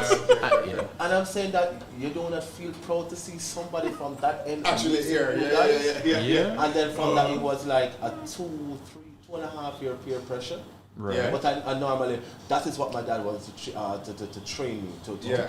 have this mentality to Yeah. be tough. Yeah. Right. I said, why would you do that? Yeah. My mom was not totally Sure, agree yeah, with him, yeah, Okay. but this is my own. My dad is a predominant one. That is Yeah. from a South American standpoint. Okay. They lead the way. Yeah. So if they're going to suffer, they're going to die while their family live that lavish life. But nothing with them. They're going to do it. And I'm saying to myself, I see what my daddy has been, you know? And coming from Brazil, where I would have gone to different school, in more of a, one Yeah. person said uptown neighborhood, Yeah. right? Yeah, in Bahia. community, They are trying to come, because even growing in Brazil, I have never been to the favelas. Yeah. I want to traverse like Right. this over there, but I've never. Friends that I have met, they are never come from the favelas or have any. It's any kind of diplomatic or business class person or so. So like when person said, okay, you have Brazilian background. Have you went to the favelas? No. Yeah. I don't need to go into Rio de Janeiro to go all the way into the favelas. Yeah, no, of course. It's kind of No. It's the funniest Yeah. thing you mentioned though, which is never clicked to me before, but I can see that happening. A Brazilian has come to the school. Yeah. People say, All alright, right. money come. Yeah. Yeah. Well, one star. Exactly. Well, one star in the camps. But Yeah. actually, it was like I was just like literally like Bono. going to school to learn everything over back, like literally. Okay. Like to learn and then Culture and everything. yeah, the whole culture and everything, because it was. I was. Well, you're I gonna get a was full trying blend to- just for sure. Huh? You're gonna Fully get the blend. full. I You might tell get the you, full fully culture. Because So, in, man. because in Brazil you'd have like men that like kiss each other on the cheek, and it's friends, you're Yeah, brethren. because Yeah. because Come on with that. no. I have done it. I have done it because when Oh, my for real? coach was walking over, he was going like, and I was going like this. So when I kiss him on the cheek, now there, it is not an highbrow, but the other guys who are badminton teammates are like, whoa. And they say, oh, you know that in Jamaica we don't really. And then I started to teach them now, till they start to accept it and started to embrace me that way, you know, and just say yes. Yeah. Because why? You know why they don't? Because I said, when you started to travel, and you know they're going to do. The first Pan Am game in Mexico with some of them who went with me as well. Oh, so it doesn't feel strange. When So I say, you see how person, because I tell person that it teaches you a lot when you do travel. When you see different, multinational, racial. Yeah. I know you just have a different mindset. Yeah. You understand? And Jamaica is quite. Yeah. Jamaica The is kind- like quite. But I limited think in they're terms of- getting, they're Yeah, we're kind of getting out there in the world. Yeah. See some things. Yeah, And man. also, obviously, social media helped. Yeah, it's helped, yeah. Yes, I tell a person that But, it's like, I mean, they say, come from a dark place, listen, so- you go to Haile So yeah, certain Selassie. things we're not subscribed to at You all. go to Haile Selassie where a At person all. will say Yeah, that, Madrid. that is close to Painland, Yeah. right? I never walked, like literally never walked from school, that's mine. My daddy picked me up, and Yeah. I turned out that school. Yeah. I would have drive in, I did the drive up to Agley Park, Walton Park side, and go all the way up. Yeah. That's, I never to stop to say, yo friend, walk on. Yeah, man. Yeah. We're not chatting at school, man, for sure. I'm staying in school, I'm not even going out outside the compound. And I love You understand me? classmate. No, that's what I say. Come and think, what me would I do in that situation? That's what I'm there. Yeah, because literally, mention one person who going to camp here in Jamaica College, you know, Yeah. and they said that Romario, Haile Selassie, they were like, they're probably not front, which is for them. But Yeah. they know that, yes, my academical skill was there. You Yeah, understand? yeah, I'm yeah, par yeah. with them as well. They're The confused as traditional to Very But much they so. are confused that, Very your daddy much just so. throw you out in the Yeah. ends like Yeah. that. Relax, yeah. But knowing my daddy is that a Yeah. militant man, you understand Okay, me? okay. Because he's an engineer by art. Okay. You understand me? So I don't know, because of meeting a lot of Africans, you know, Africans are good in engineering and all over he went. Yeah, So it like gives a different perspective. And my dad said when he was growing Brazil, even though my grandfather was an architect, but my grandfather teach them how to earn for themselves. Yeah, yeah, You understand me? So it's that person who just, you do not grow into a middle class family while you get every single thing that you want. You have to go and work hard for Earn it. that for yourself, yeah. Yeah. Which school you went to? Me? I went to a couple of schools. I grew up in Portland, so I went to Portland High School for a while. Yeah. Failed everything and came to Kingston, went to Calabar for a year. Yeah, so my thing is all over the place. I was very mixed. But what Very did you mixed. know? I do not regret anything at all. Yeah. Because I transitioned Journey, into right? badminton, and that was like, that's rich people's sports. You know, I remember when That's what Haile you Selassie, said, I so- remember Haile Selassie, I saw Yeah. the badminton players. Yes, Because I man, guess, so- you know VJ? Yeah, my Vision Yeah, tournament. yeah, Yeah, I know yes, sir. Vijay as well He's a and good stuff. friend So, of mine. yeah, so And his father actually have some stuff. yeah, like he still was the like- president for the Olympic and Right, Badminton right, Association. right, Yeah, right. so I yeah, remember- so remember I you saying was that, yeah, his I was, dad kinda but gone into at his my school. year, at the 4-year reign at Haile Selassie, I was the vice captain, the captain, right, Okay, and I okay, won okay. the All Island Championship for that 4 years straight. Okay, Yeah, okay. so that's why I could have gone to the Pan Am Games in Gotcha. Mexico Yeah, and me- in Jamaica. Trust me, them wish you kept play it in football for them. 2011. I ask you, I tell you. I know, Tell me but something. So As much as you're good at always, badminton. you always spoke to that in Portuguese. You guys speak together. That's the yes, language of even conversation. now as my kids, Right. I tell them that the house language is Portuguese. Oh, wow. Okay. Even the wife, Yeah. your wife. Yes, my wife too. Wow. She's Your wife Jamaican? Yes. So Interesting. if she say anything to me in English, I would definitely ignore her. How does she speak? Your wife Jamaican? Yes. I should Oh, say you just talk Portuguese Portuguese. pretty. Huh? She's fluent in All it. right. So like at the door, at the refrigerator, I have it in English and Portuguese. for my Oh, kids. Okay. So that's become so I am teaching, and normally when my dad or stuff now we're talking on the phone, no English. Yeah. Yeah, no, I mean, that's what Because They you can learn. pick up stuff. Early. Yeah, Yeah, because for real, for in sure. my family members, sure. it is mandatory if you get the foreigners to know your language as well. Yeah. But how did, so you're teaching your wife Portuguese, not that she, not that she knew it before. My wife, she's a teacher. She graduated 10 years ago from micro teacher. Yeah. So she teach like toddlers Yeah, right, yeah, and yeah. stuff. And so she know French, a little French, Okay. right? So that kind of bamboozled now because of this Portuguese. Okay, so it's you trying So to what I teach- do okay, now, okay, I just buy books and stuff and things. Yeah, So trying to get normally that in. before the pandemic, my daughter and son, they normally go up to the President Embassy on Millsborough Okay. Avenue. So they have a Saturday session about 3 to 4 hours. Okay. So they normally go there. Try to as keep, well. yeah. So try to keep that. them Yeah, into the yeah, that's tradition pretty of good for things. I mean, being able to The being have a yeah. second language is it's almost Well, like a passport. my It's dad, massive. my dad knows Massive. several language practice, but he practices 5 now, and I'm saying like, wow, Yeah. because he has went to the University of Berlin, where he do engineering, so he have to know a little German. Yeah. So he studied in German. Okay. And that man is just like German, everything. Mechanical car in German. Nothing beat German and Japanese too. Interesting. Yeah. I mean, Well, You thought my- you my- thought my- nothing beat German and Yeah. Japan, yeah. My, Nothing beats sister in Germany my but house, Japan. so they speak, I'm living in Switzerland, so they speak Swiss German to my wife. Even though, which is a language spoken in the German side of Yeah. Switzerland, Zurich, that area. So even though we don't live on that side, her mother is from that side, so they always spoke Swiss German together. Okay. So she speaks Swiss German to them to continue that. I speak English, the one language I know. Yeah. And we live in the French side of Switzerland, so they learn French in school. Interesting. So that's how they will have Yeah, it's a actually speak diverse- You know language what? already It's a at The school. diverse, most diverse country I've seen, even though it's a little place in Europe, my dad said he went to Liechtenstein.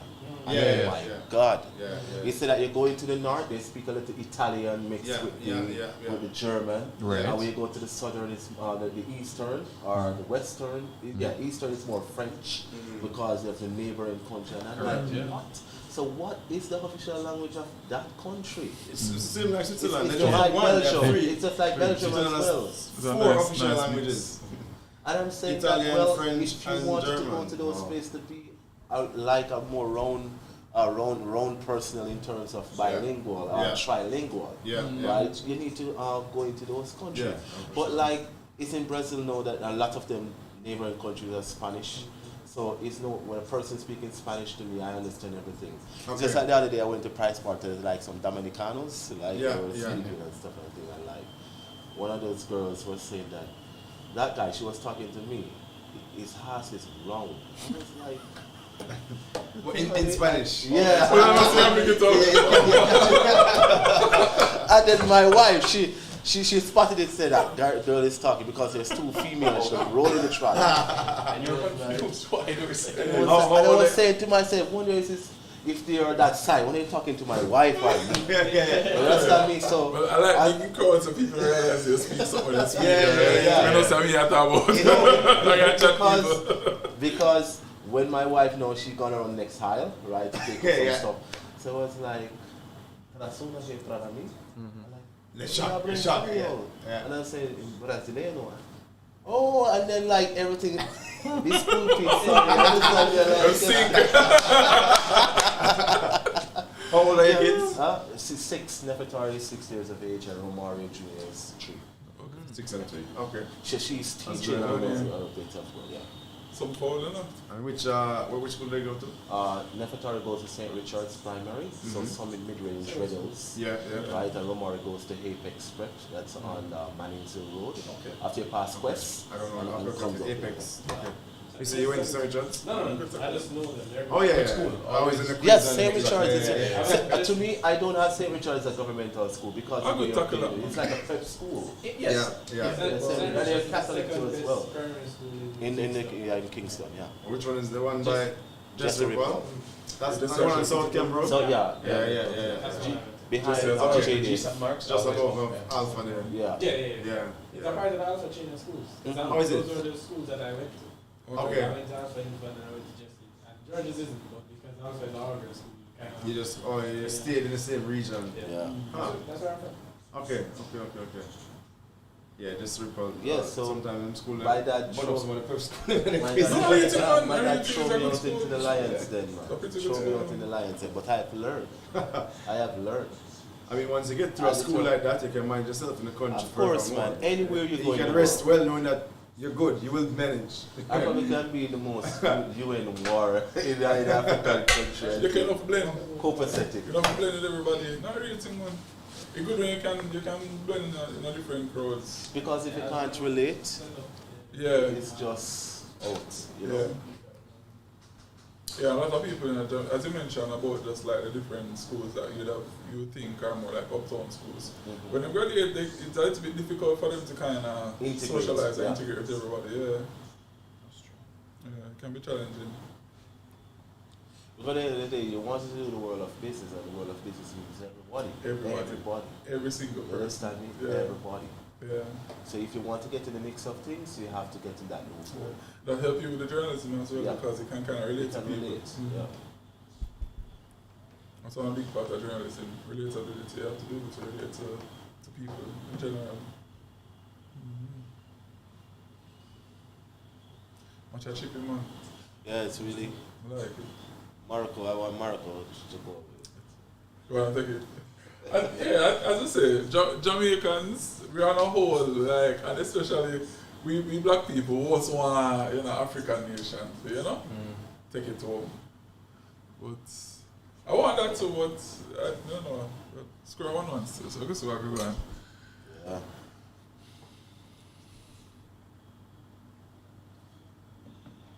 Well, See, I- it's pain how consistent Croatia has been since MW. And we just a walla. Romero, do you have any siblings? Yes, my brother is here. You know Quantum? Quantum, yes, I know Quantum. You know the owner of Quantum? He's indeed my brother. Oh, for real? You're joking. You're joking. As in Quantum Tech? Yeah, and KGR Mobile nice. as well. So they are more for technological. Nice. Yeah, I go there to get my phone I accessories. buy some stuff there as well. I That's need to go to interesting. KGR Mobile as well. Where's KJ? I don't know. That's in Crossroad as well. You know, Top's Gaming Solution as well. I've heard of Yeah, Tops. about Top's I've Gaming. heard of it, yeah. Yeah, that's my brother as well. Good stuff. So more of the technological side. Yeah, of tech, us. yeah. Mm-hmm. He grows up in Brazil as well and come to Jamaica. He went to Campion College in Jamaica. Went to Campion. Yeah. He was the first expat at time come to Jamaica. Went to Campion College and he represented Campion College in the chess and also the spelling bee with Jody and Maxwell at the time into the United States.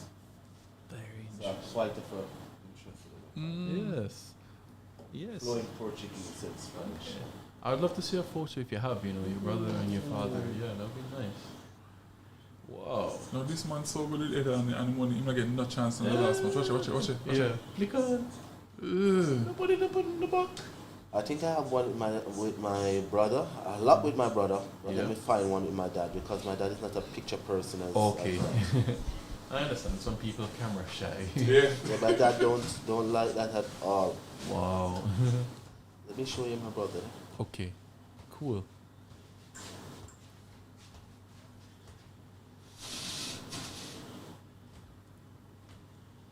All right. So this is a twin of my brother. Ah. I'm going to show you a more Yes. recent picture with him. Right. Yeah. So it's Yeah. you know, Yeah, I'm just trying to see the face ever there, Quantum. Yeah. you're probably not seeing him there as well from around the back. Maybe. Yeah. So Yeah. Probably.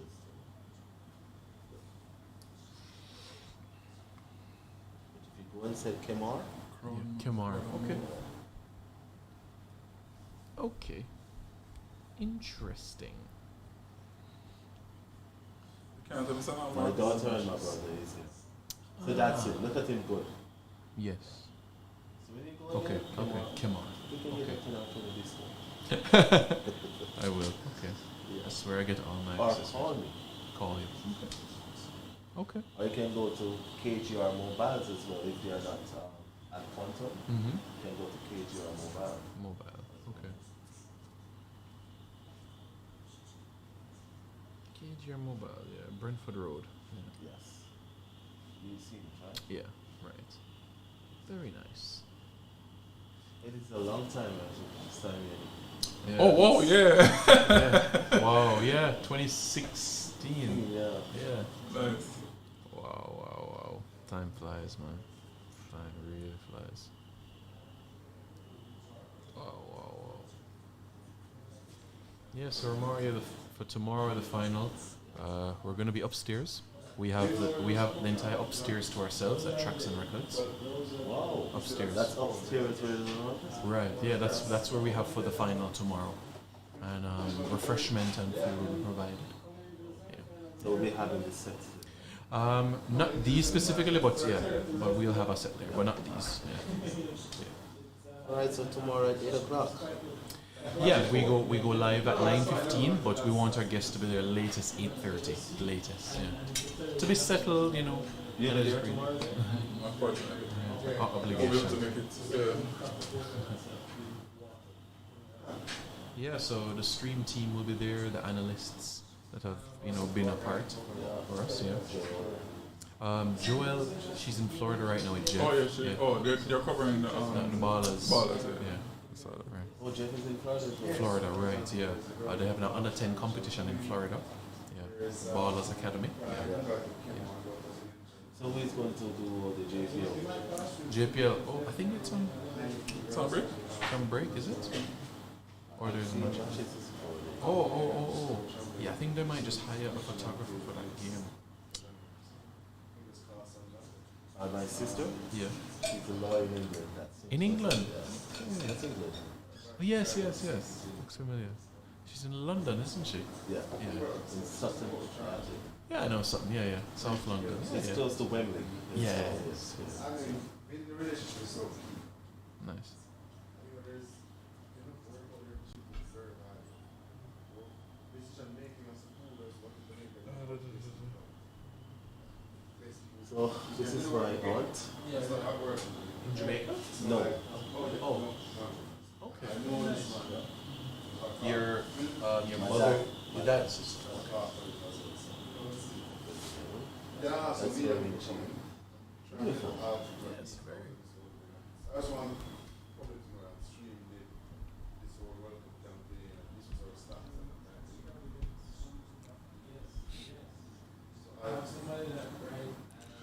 Morocco seem to have kind of the more the impetus right turn on the game. Yeah, Morocco.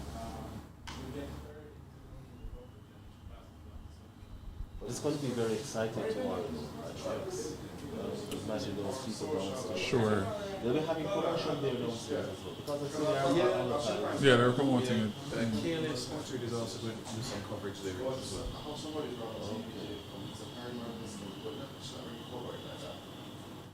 So there's a handball will be For us, no. We'll just know that and if you have any problems, you call me. But yeah, Oh boy, see past it early. good goal. Look at yours, you know. Sorry, Rashid. I just sent you the list of those confirmed to come. Okay. Good boy! Woo! What a goal! Dexter's on it. Dexter has a Or six. Croatia, yeah. What a goal, boy! Yeah, Dexter I has thought an I was saying obligation what? in the morning. Yeah, Dexter has an but- obligation in the morning. I've beaten Georgia so badly in badminton in my time. Okay, so you have like two good players, like you have some, what do you call them? You used to win badminton in your time? In your time, you guys win No one badminton? defender sleep on that one. George is coming back. Look out for Georges in lacrosse next year, trust me. Oh, absolutely. Sure. Ah. Boy! Boy, I think they're going out, but nah, like, Yeah, solid goal, man. 3 goals already. It's not even half time. Yeah. That's the game. Well, Oh, boy. yeah. When you lean back. Yeah, man. Perisic? It's Perisic? No, it's not No, Perisic. no. It's his position. Yeah, man. Look like it was Orsic. So, man. Could have been saved. No. Alright, so that's a tricky. It's a good goal, you know, because he put it to the far post. Look at the post. Yeah, because I think they expect him to probably come out to be closer to him. And probably expect a cross as well. So the fact that him scoring that, yeah, man, nice goal, man. Nice goal. Yeah, defense get caught out and now and there. Well, you look at these 3 more going in that game, obviously, what's going so far. Okay, Sally. Yeah. Yeah, it was Orsic. Yeah, Russia. Ah, So, I see. Yeah, the height yeah, from- see, One Yeah, see second. that One second. features. Very nice. Yeah, you got his features. Very nice. That's Pops. Yeah. Tall too as well. Yeah. He played sports growing up? Yeah, he played football. Yeah. I used to play football as well. That's what. Whoa, that's a nice one. Yeah. Mm. And folks, if you didn't know as well, Romario came second in the freestyle football competition as well. This Yeah. was 2012. Oh, for real? Yeah. I think he didn't play football. Huh? I think he didn't play football. I play football. I literally play football, but But not he didn't play competitive. for high Celestine. No, didn't have any team. Even worse than one of my out. It could have been a team running man. What? Yeah, yeah. What, striker? Nowadays, high Yeah. Celestine. Yeah, man, have been a team running man. Yeah, they do. They do have a good team. Yeah, they have a pretty good team now. They Yeah. have been knocking on the door for 5 years. With Jeff Maxwell, Yes. and stuff there. Yeah. But I think everybody else has got better around him, man, so that's a challenge now. That is a big challenge. Exactly, yeah. Yeah. Oh yeah. You'll meet him one day. Yeah. He'll be in Jamaica next year. You'd follow that. Okay. So obviously we have to go Yeah. over there. When you go Kingston, Miami to Rio, or you go through? I think you take Copa, so Copa Airlines come all the way from Brazil to Manchester Bay. Oh, really? Direct flight? Yeah. I didn't know that. I'm Melissa. Cool. Interesting. Okay. I thought I go through Panama, but okay. Normally, so we go. That's flight is too long ago. Oh, the Panama one. Yeah. And not only from Panama, but from like you went from Miami to all the way to Santiago, right? Right. Yeah. Yeah. And that was like 14 to 13 hours flight. 8.5. No, Not so bad. Yeah. Yeah. But I went from Miami to Rio. Rio. Yeah, that was 9.5, 10. Yeah.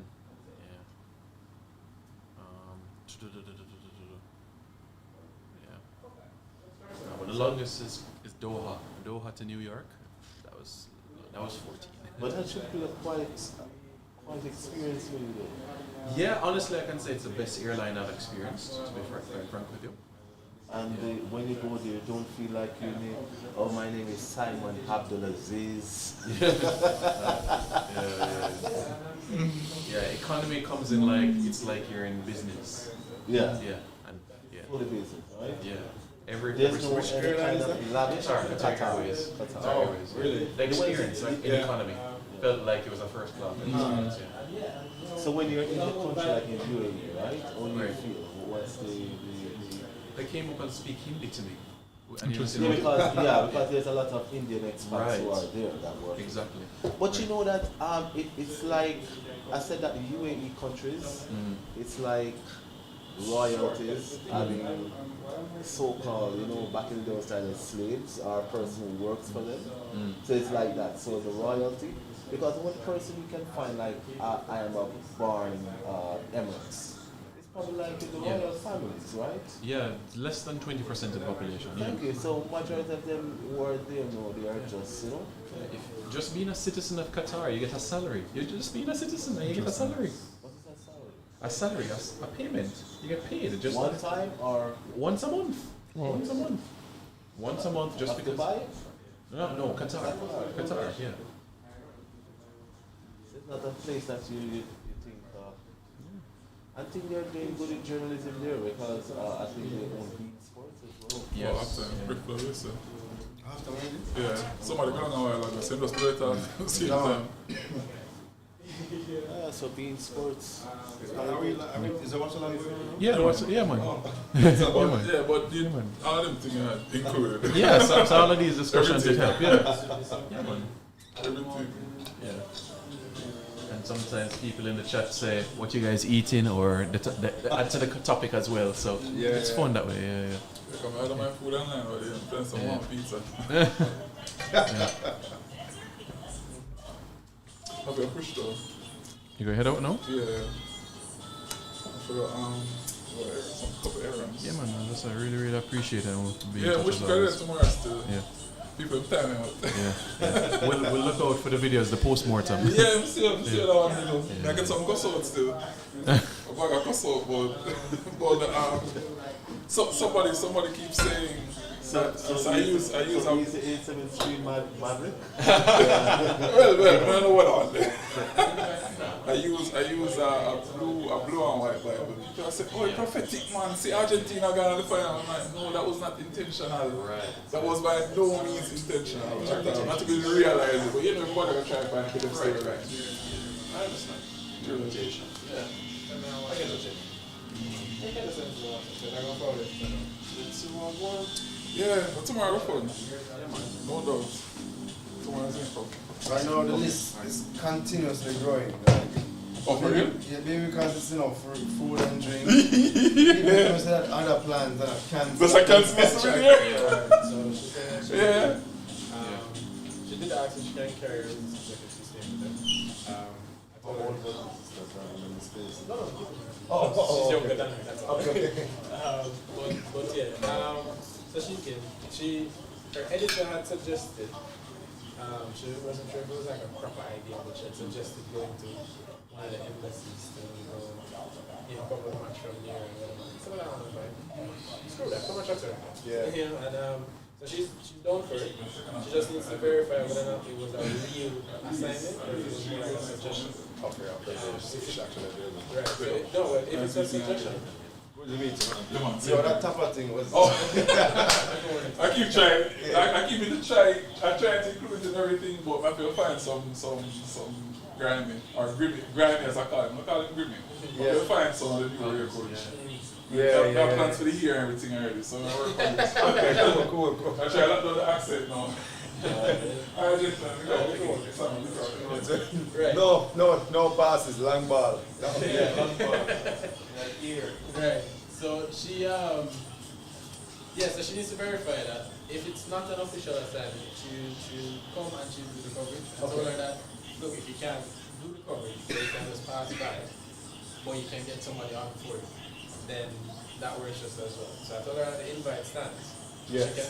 She Alright, so can you follow up with that with her through the day and It's going to be too rough to do exactly her birthday. no, just like I need to know by the end of the day if she's coming or not. No, she's definitely coming. Okay. She's definitely cover. It's just whether or not she'll be able to cover it. Like I said to her, though, if she can't cover it, if she can just pass it on then to a write-up from Sportslex or the entertainment desk, either one is fine. And she said, yeah, she can definitely do that. So either she's going to cover it or somebody's going to cover it. She works for you, sir? Observer. Okay. Oh, okay. So either she's going to cover it or somebody's going to cover it. Okay. Alright, Let's just and she's confirm. definitely There's a list that I have to put together by tonight. Mhm. So I need to just have that. So she forwarded me her name. I have her name, but she's gonna forward me her name and her sister's name. And I'll send that to you once again. I think she just sent it back.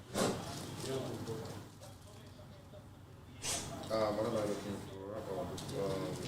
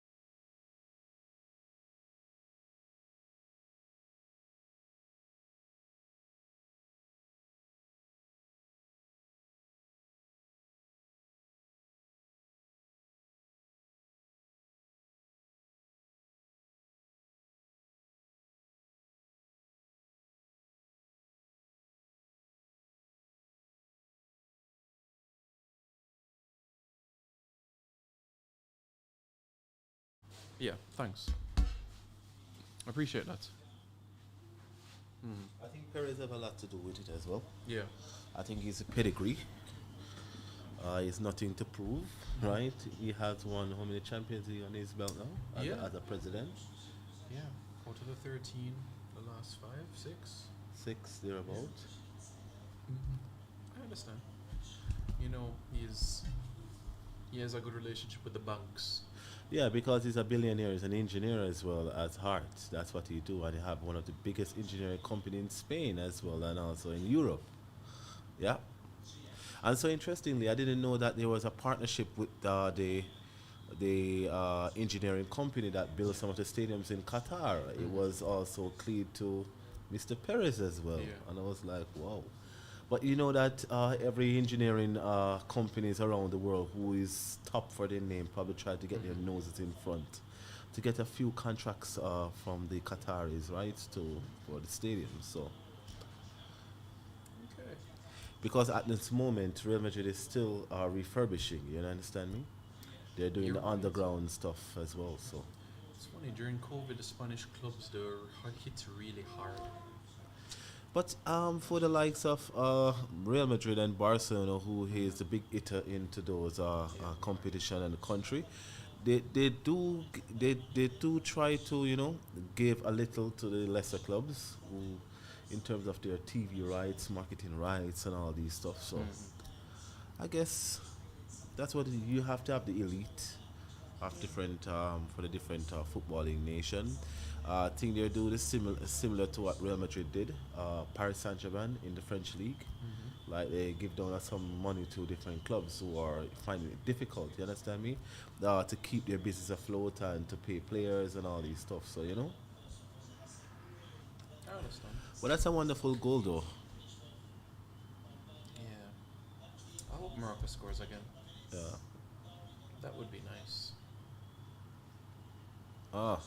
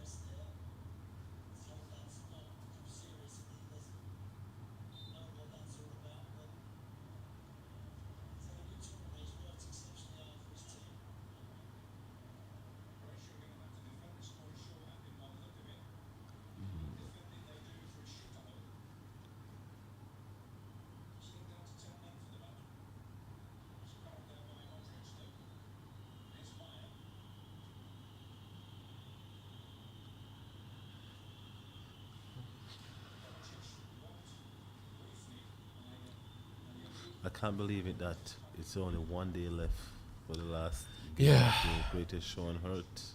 I think the time has just gone by like that. Yeah.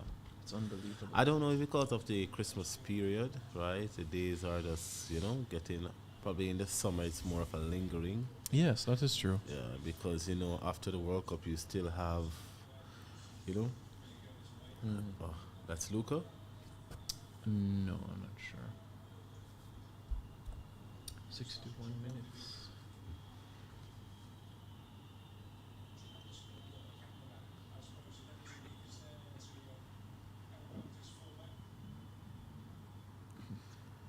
Do you think FIFA said they will have the new format of the Club World Cup, right? Yeah. I think And it's a have you looked 32. at the different amendments that they have put in place so far? No, I just know for now it's 32 teams, but I'm not sure in the details of it of how it will be.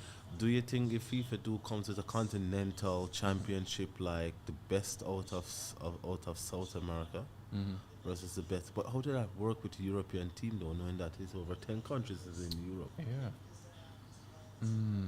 Champions League. Does a Europa League team get a spot as well? That would be tough. 32 teams, Wow. Yeah.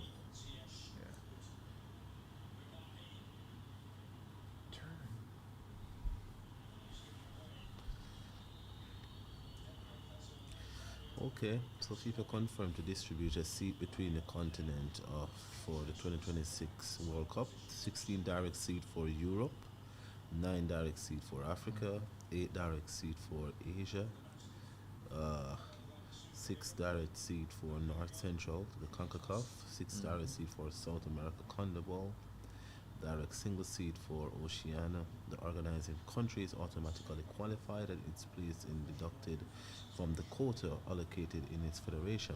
So knowing that it's a tri-nation team, from my understanding is that all those 3 countries are qualified for playing the World Cup without of playing in the qualifying, right? Mm-hmm. Both Canada, US, and Right. So they won't take part in the qualifiers at all.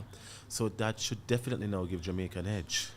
It does. And I am saying that if Jamaica does not qualify for the 2026 World Cup, I bet you we just. What do you think? You think it's a malicious failure? Yeah. It would be a failure. Yeah, absolutely. Absolutely. 100%. It would be. I mean, yes, Curaçao are getting players with passports with Dutch heritage, and so are other teams as well, but there's enough caliber of players to get the job done, in my opinion. Panama, Costa Rica, Honduras. If we can finish in front of one of those 3, yeah. Yeah, definitely.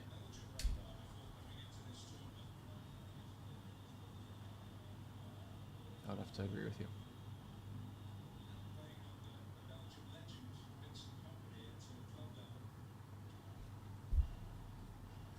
So with this 48 team, there are 9 different countries that can qualify from Africa as well. Right, yeah. 9 spots. But what I'm saying though, why can't it be? I know that it's 10 different countries in South America, so Right. 6 will be fine. Right. Yeah, 6 will be fine. Yeah, because it's 4.5 spots now, and it's going to upgrade to 6. So that's 60% of all the teams will qualify. I think that's fair. It's the most competitive region. And they will have a longer day of football, just an extra day. Yeah, that's it. So probably not too many breaks. Mm-mm. No. No, I think you might have 4 matches a day during the next World Cup. Good goal. Oh. And I hope we can be in the States for that and Mexico, yeah? Yeah, All of over. course, of course. Have different team dispatch, you know? It will probably be a busy one. That's why it's important. From now, everybody gets their US and Canadian visa Yeah. from early. But you have a Brasileiro passport, so you're okay. Oh yeah, good. But going to the United States, I will definitely have to have a United States visa though. Okay. Yeah, because I'm outside of the, Right. continent and stuff. And any person there, they do have to have a US visa as well. Oh. So they have to go to the embassy. I'm doing that. My embassy date, try to do it next year as Okay. early Okay. as possible. Yeah. So if any opportunity comes with 8763, I can be able to, Yeah. traverse.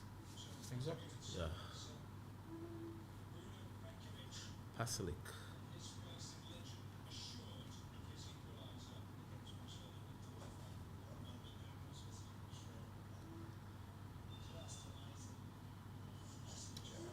What I would like to know though, in terms of the 2026 World Cup, is that will we having our a studio here in Jamaica, or what you guys thinking in the US? Headquarters for Yeah, like what we're doing now. Oh. It's probably be in the US. If Jamaica qualifies, Yeah. then the US, yeah. If Jamaica qualifies, then yeah, it will be in the US. To be at a designated city though here. Right, wherever the team is based for camp, wherever Jamaica would be. So if Jamaica has a camp in New York, then it would have to be New York. And then if they have a game in Miami, then go to Miami. So it's something that we'll have to get into the FIFA license as well to get that grant as media house journalists also. Just the accreditation Yeah. for the games. So you have to get go in the games, right? Right, With the yeah. pass. Right. And once that is approved, everything is fine from there on in.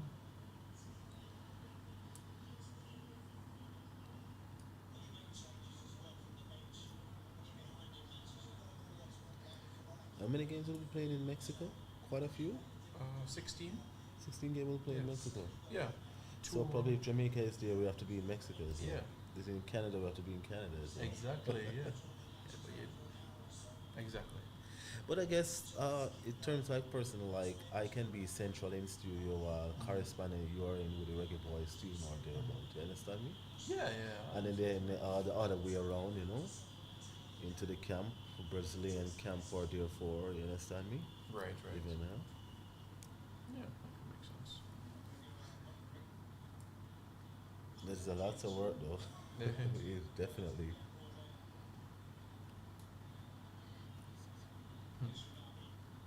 Yeah, busy time.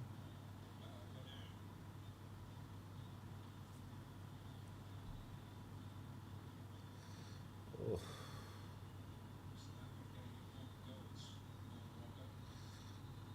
Luca is just aging as fine wine. Yeah. I guess this is his last World Cup, to be honest. Yeah. Yeah. Next time will be 41, so he'll do out the season at Real Madrid Well, for this year, right? His Yeah. contract is up. in the summer. Yeah. Yeah, so he can transition on to a different league. Probably Yeah. a league that expected or demand less from him. Mm-hmm. You know? Yeah. And I mean, he can do probably well in Bayern Munich, Smiggle too as well. I think the German league is more of type of pace that he likes. Mm-hmm. It would be a nice change of pace for him. It's something that he would appreciate. I'm not sure his ambitions from a coaching side of things, Yes, the coach he wanted Yeah. to have. so that would be an interesting one. Pass the ball, pass the ball, pass the ball.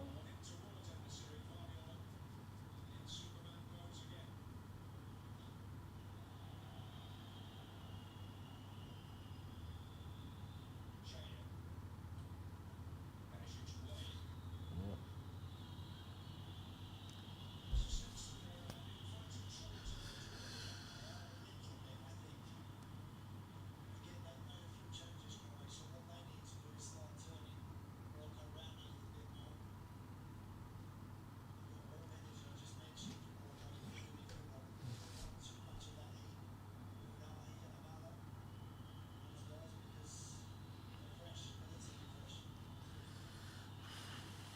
Um,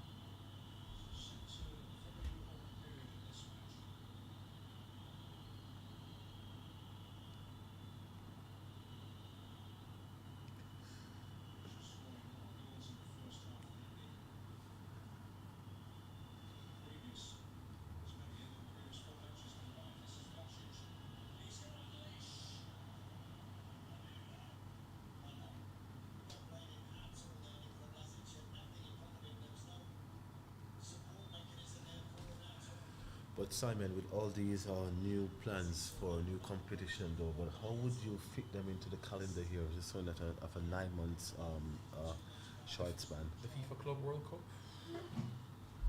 Honestly, I think it's extremely difficult, bearing in mind the demands and the players club-wise as well. You're going to have to cut out maybe one of the cup competitions club-wise if you're going to fit in a FIFA Club World Cup with 32 teams, Yeah. or Whoa. It's demanding though, right? Probably to just try to cut out like Copa del Rey from the La Liga, cut out the FA Cup from the English Premier League or Carabao. true. Yeah. And from the French league, what do they call it? The French Championship, the Coupe de France. Yeah, that's something.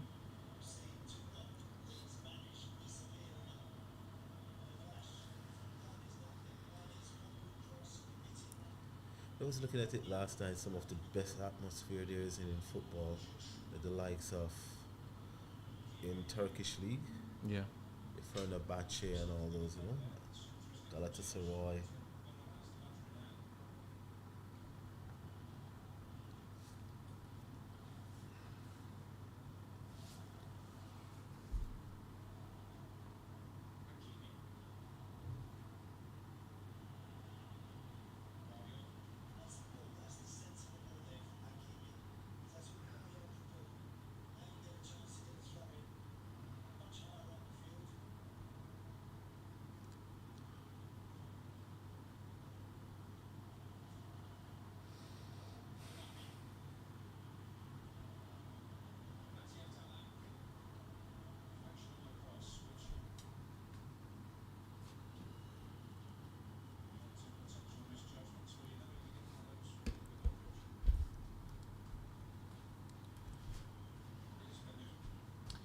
73 minutes.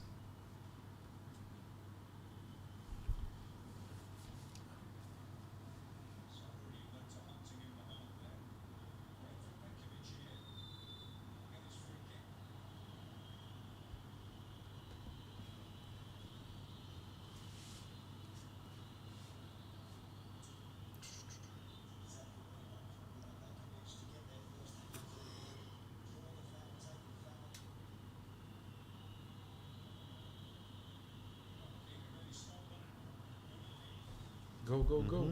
God, yeah. Oh.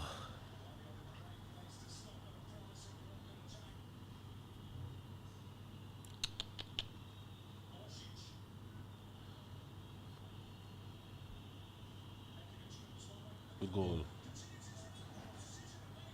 No penalty. Okay. Interesting. What can you Who's say the about edge? that? Who's the edge? Who's the edge? What now? Hakimi?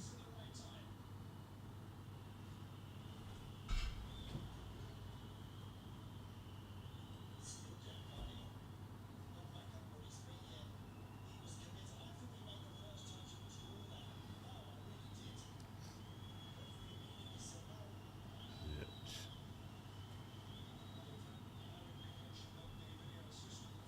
Stefan will be there tomorrow. Tomorrow, yeah. Oh. Trucks and records, yeah. Good goal. Oh no, really?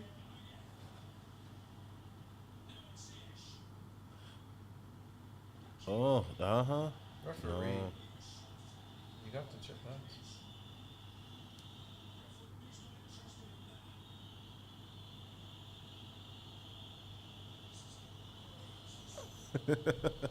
You know that Ricky's in London though. Yeah. Yeah. I didn't. When did he go? Tuesday. Tuesday. Tuesday, yeah. For work. You know, to visit this guy.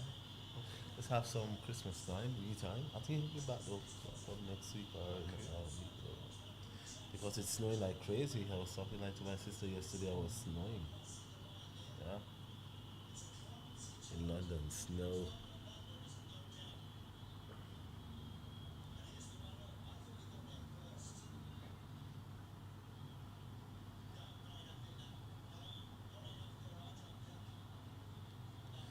But show the one with Hakimi.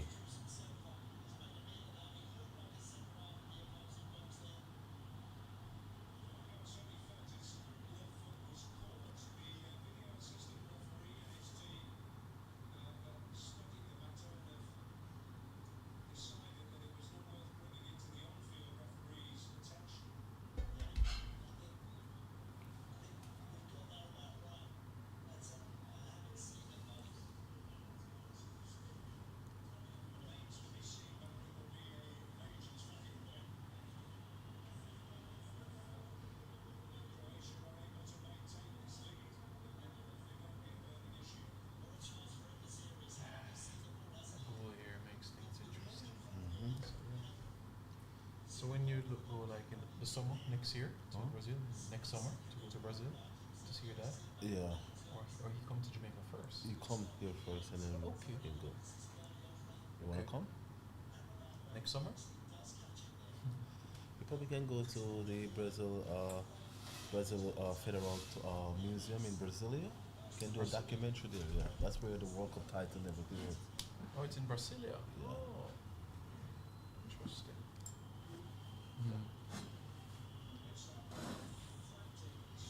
Must be end to end now. Yeah, exactly. Went Last to the 12 minutes. Maracana.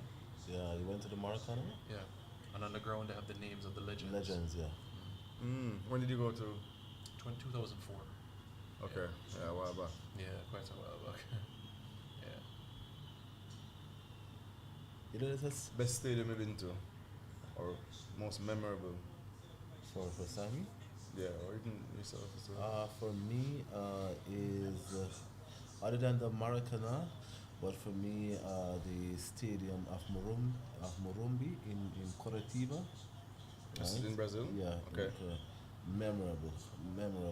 That's where the likes of Garincha, you understand me, and stuff, and the stadium, it's nice, literally. That's where the likes of Manero, Yeah. Atletico Manero, Carlos. That's where that's That's their their home stadium. stadium. Okay. Beautiful, beautiful, Celtic Park for me. Celtic Park. Yeah. beautiful. Based on Based on atmosphere and from minute 1 to minute 90, literally non-stop singing. Singing. really Yeah. Celtic. Yeah. Yeah. Try to get over there then. They don't take a break at all. Where does this guy play? Was the goalkeeper? No, the Moroccan. People saying Italy. he's Italy, yeah. one of the top players of the tournament. They play for Sampdoria? Sampdoria in Yeah. Serie A. Yeah. Yes, Yuma transfer will come now. Yeah. Yeah, if not January, then summer, for Summer. sure. Meaning yes, Yeah. or someone. Yeah, Yeah. yeah, man, for sure. Absolutely. For me, I would say, even though I wasn't there for a game, which I can imagine is even more. Alliance Arena, Bayern Munich. That stadium is Lit, even in the night, if you see that the just outside. the design, the Yeah. way. I mean, I did behind the scenes tour, Yeah. not from a tourist point of view, but from a work, because we used to work with UEFA, so we do stadium tours. And you see how they lay out the stadiums, how it's set up, looks, it flows very well.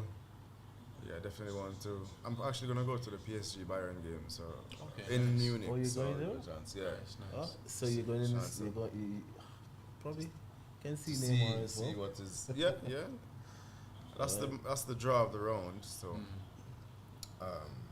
and then we'll see what happens Alright, after that. There's a send me couple some of games. pics. No You problem. know, I'll definitely send some pics for sure. Right now we're trying to see if we can do some coverage of the Champions League in a similar way to what we do here. So Yeah. see how that goes. Celtic Park, yeah.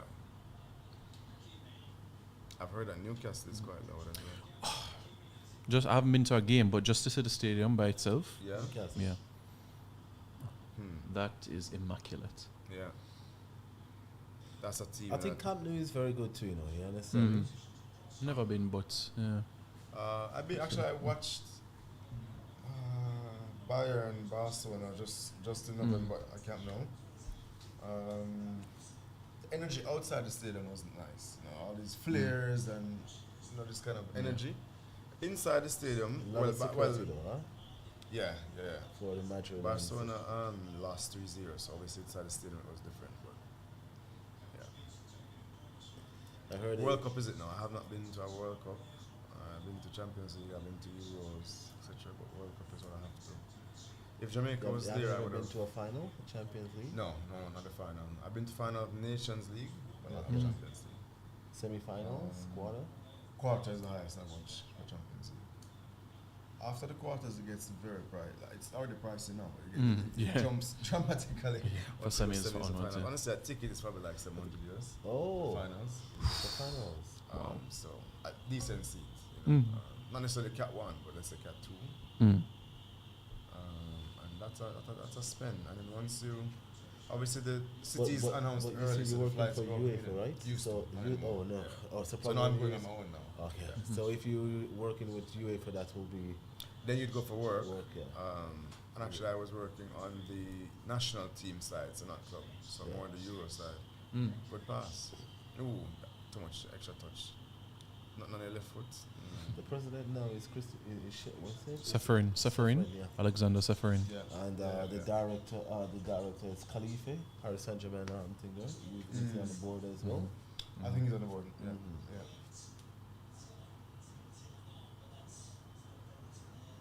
Yeah. Now it's going to be very interesting. This 32 club World Cup. Yeah. I know completely why FIFA is doing it. They've been trying to find something for a long time. How do they make another product so they can earn some more?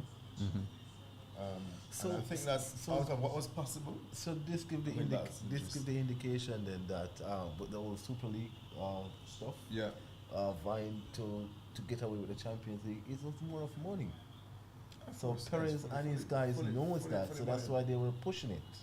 While Because FIFA they were saying their main point was that they carry, let's say, 70% of the interest in the competition, Right. but the money is shared, across Mm, everybody.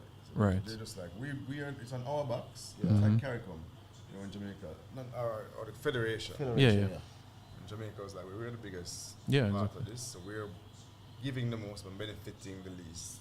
Yeah. So they left. So it's a similar thing, like, where they feel that they should get more payments. They wanted to manage it themselves also because UEFA was getting most of the money of it. But that's a bit more, I think that's complex. This Club World Cup, it's unfortunate for the players, but the concept itself, I think, is very interesting. Mm-hmm. But yeah, I'm sure UEFA won't like that because it's pretty much matching against Champions League. But this is more global. It's very interesting, actually. I mean, could we see a Mount Pleasant or a Harborview one day playing against a team from South America or a team from outside of CONCACAF? But I guess for this, you have to get into the CONCACAF. Well, yeah, we're a bit far. Yeah, you have to go there and then be able to qualify. Yeah, so it's not. One other thing I was trying to say that even the Club World Cup, that's probably for 1 week or so. Mm-hmm. Try to make Jamaica host one of those, but you have to have the stadium. Yeah. Or to have a European, or to say now, why I keep being so assaulting the referee like that? That's when you nab him a while ago, right? If you read the lips of one of these players sometimes, they're not saying the nicest things. Right. And I think that it has become... referee should be respect, and they should give respect, but I think with the indecent language, they can probably penalize them for something like that. It's become part of the game, unfortunately. If you notice, some players also, when they come into the Premier League, they're not really used to being like that, and then after 2-3 months, they realize that they have to be able to...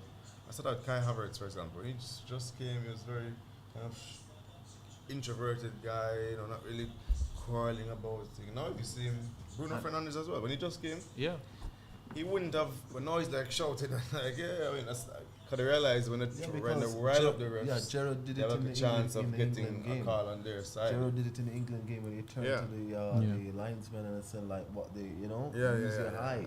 Yeah. Bit crazy, but yeah.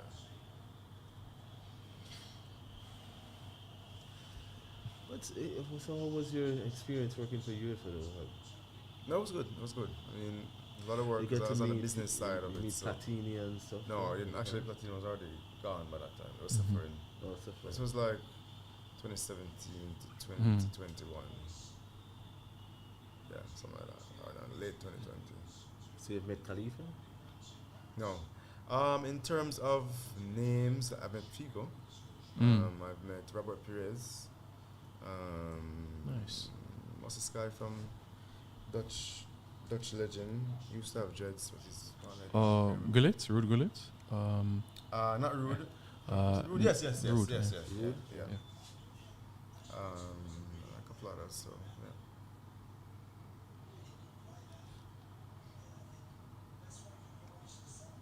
Amazing offices, which is just right on the lake. Great property. All the trophies are on the ground floor, so people can actually walk in and do a tour of the place. That's UEFA, right? Yeah. Where the office is? The head office? It's in Nyon, which is a small town in Switzerland, close to Geneva, about 20 minutes away from Geneva. Nyon. Basketball Federation also has some nice offices as well. A museum on the ground floor. I know that FIFA is in Zurich. FIFA is in Zurich, yeah. Went there as well.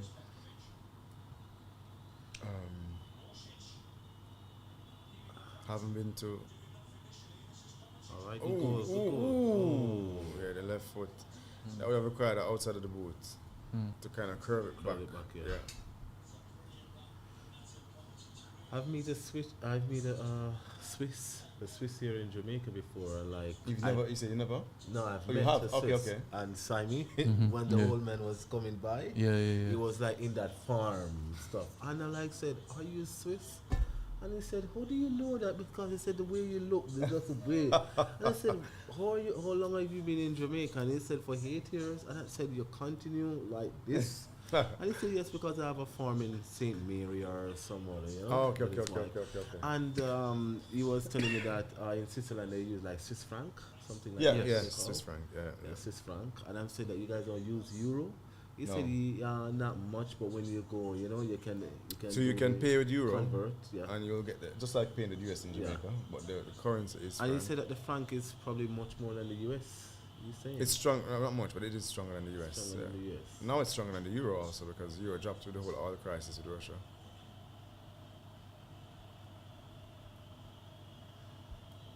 like, yeah. 2-1. Okay. I was Dexter to call it. Yeah. Where's Jamal? At IPP. Okay. Yeah. Maybe give him a buzz because this match might be finished quite soon. Yes. So people are there at MPP? No, just Jamal. On a weekend, no. Nobody there. Yeah. So Melissa just came in by Yeah, chance? just to bring the Okay, breakfast. okay.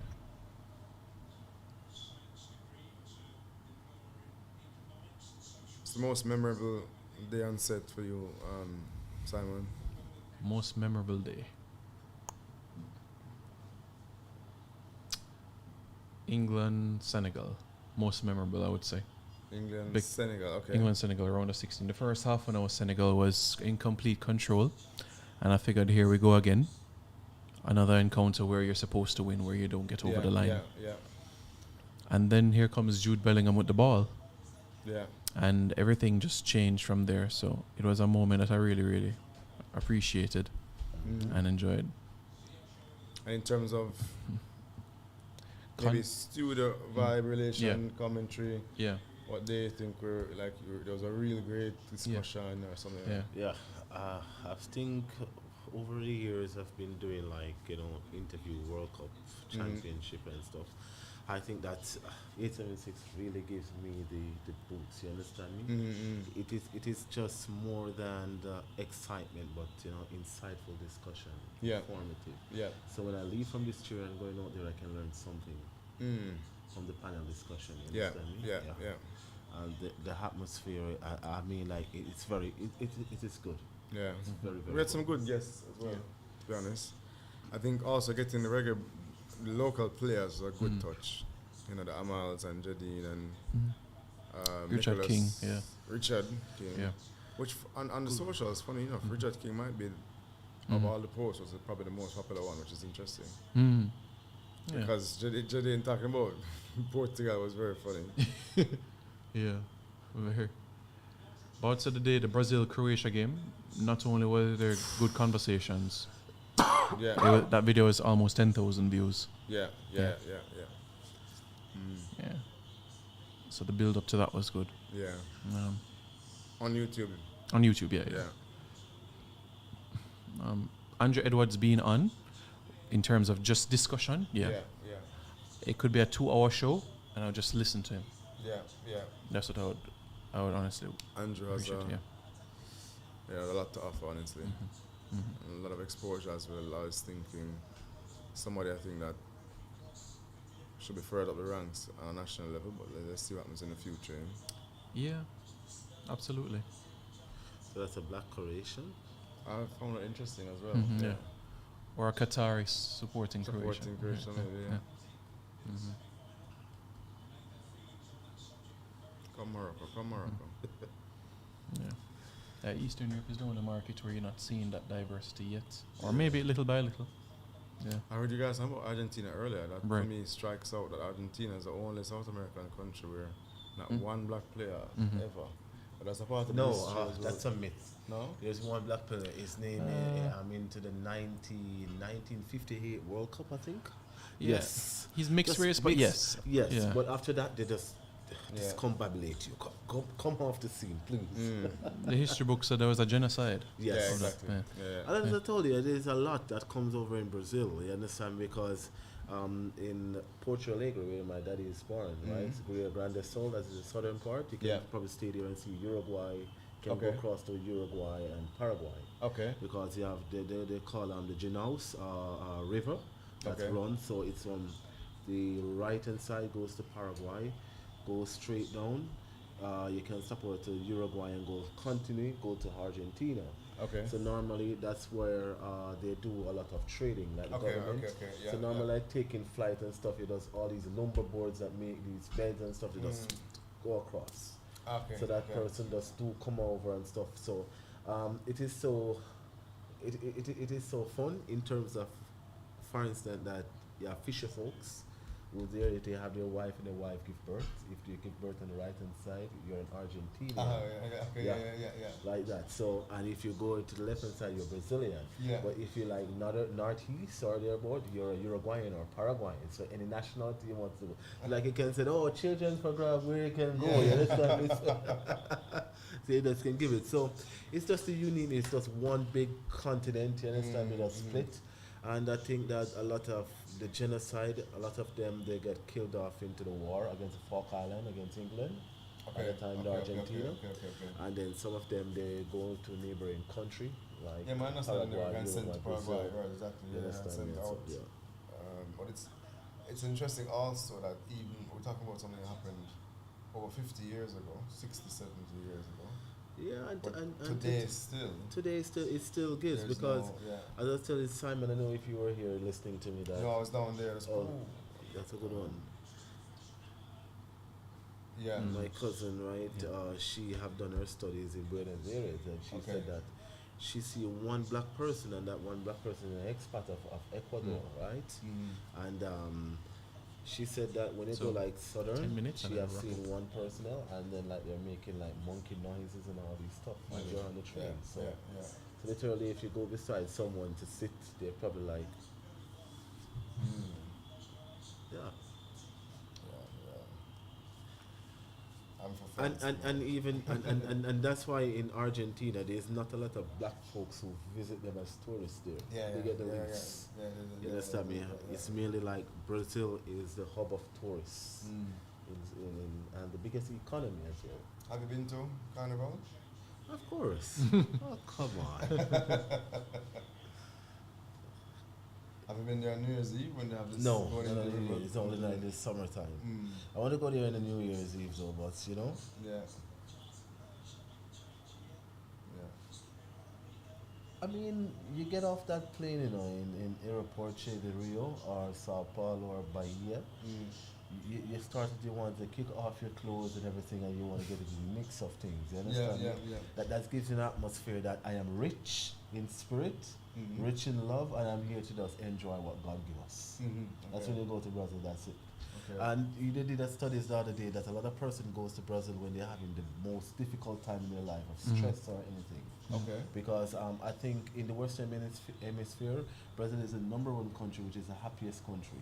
So the person they like the time management, their party, and having their business. They try to just keep everything at float.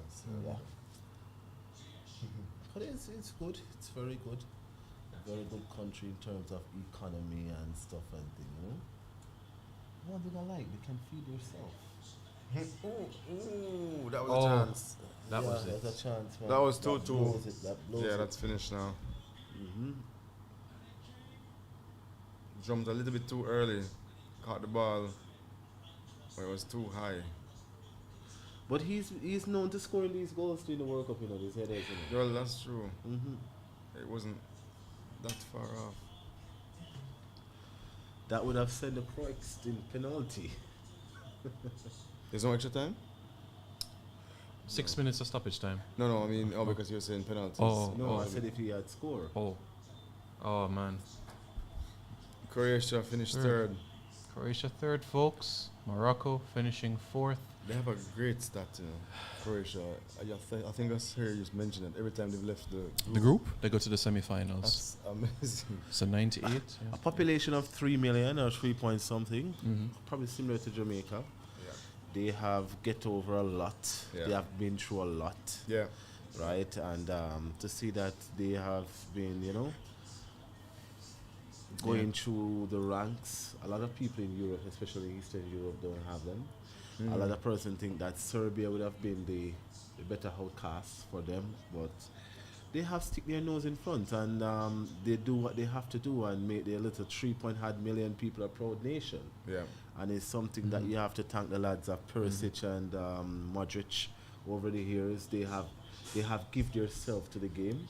And they go home, and one thing is just the resilience of this team, that you cannot put them other than to be a team beater. And that's what hit the likes of Brazil, right? Totally going to this game overconfident. I think they can just smash it like that. I know that you are you are up against a rock. You understand me? Like you have to mash them to dust Yeah. before they say, "All right, it's the end of me." Yeah. So nothing is. It is good to see that they finished third. And congratulations to them. I know that they will have in fresher legs. Coming up into Yeah, the yeah, next yeah, World yeah, Cup. yeah, yeah. Probably not seen the likes. Yep, that's right, folks. And you see what Croatia has done 4 years ago, where they finished second, this time around third, similar to what the Dutch did. 2010, runners up, and 4 years after that, 2014, they were third as well. So replicating what the Dutch did in past editions of the tournament. So second and third for Croatia. Croatia, as we know, was also third back in '98 as well. So a handful of medals in times appearing at the tournament. And like Rashid said earlier, every time that they've passed the group stage, they've been to at least the semi-finals. But it was great to see this generation over the past decade, you could say. Who knows? I'm not sure if many of them will return for Euro 2024 in Germany, but certainly was a wonderful spectacle watching these outstanding players, the Perisic's of this world, the Modric's, take center stage in this tournament. I saw Mandzukic in the past, but certainly an outstanding spectacle. Croatia finishes third and Morocco fourth, and despite losing, they still have a record up their sleeve. The best run by an African team at the greatest show on earth. The best run by an African team at the greatest show on earth.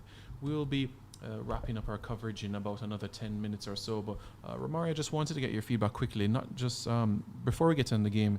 You know, a former St. George's College player, Shanta Moitela, who Jamal would know quite well, has spending some time in Brazil with Rio Branco. I just wanted to know, Jamaicans getting opportunities on the South American continent, how much this would help, especially young players playing for a third tier and second tier club within the continent. Yeah, absolutely. And the playing for those teams in Brazil would have guaranteed them a good scouting spot in European clubs, right? Because if you go to Brazil, you go to school in Brazil, you play in Brazil, you have known and mastered the heart of Brazilian football, then that opens doors that you are a universal student now, or a universal player to the world. So you have been accepted in any federation across the globe. So I think this is something should be a continuation for the Jamaicans to look, and also it should have been more for the governmental side to have much more of a bilateral agreement in terms of sports, Minister of Sports, right? So I think it's a great opportunity, and also something very main for Jamaica to look forward to, and to can rub their neck and know the playing style of the South Americans and the Brazilian. Because if you wanted to be the world beater and you wanted to go to the 2026 World Cup, these are opportunities you have to just take stands off, right? And so therefore you can have a bit of pedigree, you can have a bit of experience, you can have known of knowing what's going into the 2026 World Cup, and then it's much more being of a more compatible and a rounded and cohesive squad for the World Cup qualifying coming up for the Jamaicans. Yeah, and I mean, you spoke about, being on the profile that is given and the European teams having eyes on the continent itself and the country as a whole. And you spoke about Jamaicans and encouraging them to look at these opportunities. Do you think that they will get the opportunities to take the field, or perhaps they might have to go to another club within that league or division, a loan spell, to get those opportunities that they need? Yes, they will do. Notice that the pool of talent in Brazil is overwhelmed, right? But it all came down to relationship, and to see the likes of René Simoes, who have led Jamaica to the World Cup. So there is some form of relationship there in terms of that. So that same pool, Mark, they could have used that for a channel to transition the Jamaican young players, right, to get the exposure, to learn more of the disciplinary about the sports, and to have that unique and that pattern and characteristic about them. So I think in my sight, right, it's absolutely clear that there will be no difficulties for the Jamaican to transition into the Brazilian league, whether the division, before they reach to the Brasileiro. So to reach to the Brasileiro, that would have been the cream of the crop. Right. So once you're there, then you are an archive for the international community instead of for Europe and also for the MLS as well. But knowing that Jamaica, they wanted to transition much more to the Europe and to look Brazil and Argentina, but particularly Brazil, they have the predominant of European scout is in Brazil than anywhere else in the Western Hemisphere. So that would have been, but it is, as what I said before, it's built up on relationship, and I think the grassroots has set right in 1998 until now. So I think it's only a little work to do, a little brush here and there, and yes, we probably can get the likes of pool of 20, 30 and 40 odd players leaving from the Jamaican going into the Brazilian divisions and working their way up. And to tell you the truth, it might sound little, but it comes big and handy, because if you're playing in the second division, I can give about 5 to 6 players who are in European top teams right now when they're coming from a division 2 in Brazil, right? Not playing into the Brasileiro from division 2. So that to show the pedigree of Brazilian football, and still at the insight that they are the best and the best. So everybody is lurking on that continent and that country, and it is good for Jamaica to take an advantage as a Jamaican Caribbean into the CONCACAF than anybody else, because if they look at the likes of Costa Rica, they're more into relationship with the likes of Spain because of that, colonialism aspect of joint. So to look at Brazil for Jamaica with that 1998 and the perspective and the relationship and the bilateral agreement between both parties, it have been very good for the players and something that everyone should look to, right, for the young players. Shantamoy Taylor, I've been watching him too as well, playing for Portmore United, right, when he was here, right? When he was here, yeah. So a good fellow, very skillful, and I think that my advice to him, Shantamoy, is that you're into the pool of football gods and goddess. Take what you can take, be humble, be smart, and once you continue to work, you're in the land of opportunity of football, and then you can get a memorable or something favorable on your side to which club you wanted to transition to. Well said. And before bringing Rashid in, Romario, I'm sure you've had conversations as well with Alfredo Montesa, the former assistant coach of the national team. He's always said as well, based on the opportunities and the work he has done with Corinthians and other clubs, that he'll eye Caribbean and Jamaican talent specifically, the future. So it's as a bridge that could be a bit more cemented in the near future. Yes, absolutely. And Alfredo Monteso, he's a very good fellow of mine, and congratulations to him because he have won the division right.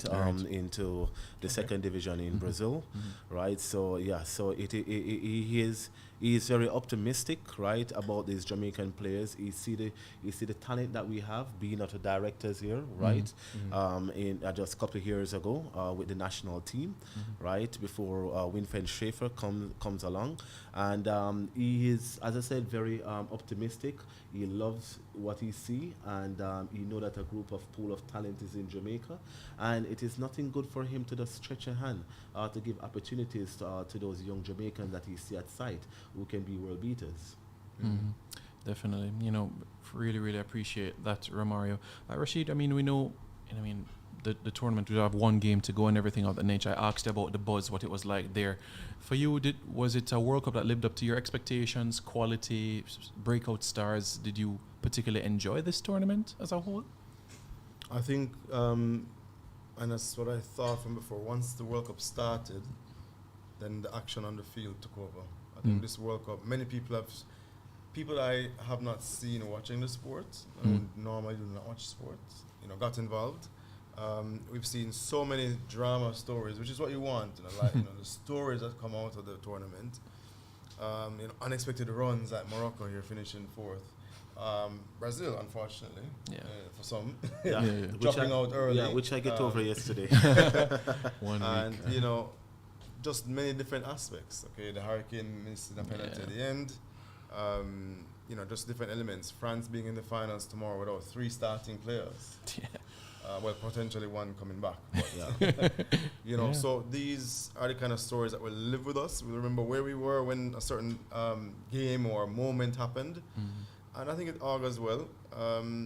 Looking to 2026, knowing how the US is when it comes to promotion and entertainment, you can be sure that that's going to be a massive World Cup. What will be different is that the feeling in the country will be different because Qatar is a very small country. You literally could go from one state up to the you could watch 2 matches on a day. Yeah. You know, people are doing that. So I think Simon, you did an interview with someone said he was trying to catch all 4 one day or 3, something like that. Yes, Nesta McGregor, right. Yeah. So, you know, you can do that in Qatar, so the entire country is engulfed in the tournament. USA, Canada, Mexico, that'll be different. Yes. Yeah. You know, you'll be in Cancun, you don't realize that the World Cup is going on in that country. You are. But, you know, different things as well. I'm not necessarily pro for the massive cross-continent type tournaments. And it seems like it's going to continue based on people who are bidding for 2030. But let's see. No, it's been a good World Cup. Different temperatures in Europe than we used to. Not seeing the outside fan zones and the massive, you know, experiences like that. But you know, it's coming at an interesting time. And what we know is that very soon it'll be summer again, and there'll be lots more sports to look forward to. So definitely it takes us into the next year, and of course Premier League and all these leagues are back. And like I said, as soon as that's wrapping up, there's lots of tournaments we're just discussing Simon at halftime that coming next summer. So you know, exactly, the sporting journey continues. Yeah, that's right, folks, and we got you covered right here on 876 Stream for all the content. If you haven't already, hit the like button and also subscribe to the channel as well. Slightly looking ahead to tomorrow, gentlemen, before we wrap up for today. Romario, looking forward to it tomorrow? Yeah, I'm looking to see not a cagey game, fully loaded with Argentina attacks, like of Alvarez, Lionel Messi and co, right? Like Kylian Mbappe. I've noticed that there are 4 to 3 players in the camp who has so-called camel flu that they say they have, right? So one is back now, which is Ucampano, something like that, yeah. So I think the French, they do have it. They know how to win it. And for Argentina and Lionel Messi is something to put on the iceberg that this is my time. Over the 15 years, the world will thank me for winning this tournament and bring this prestige cup to the Argentinian nation once again.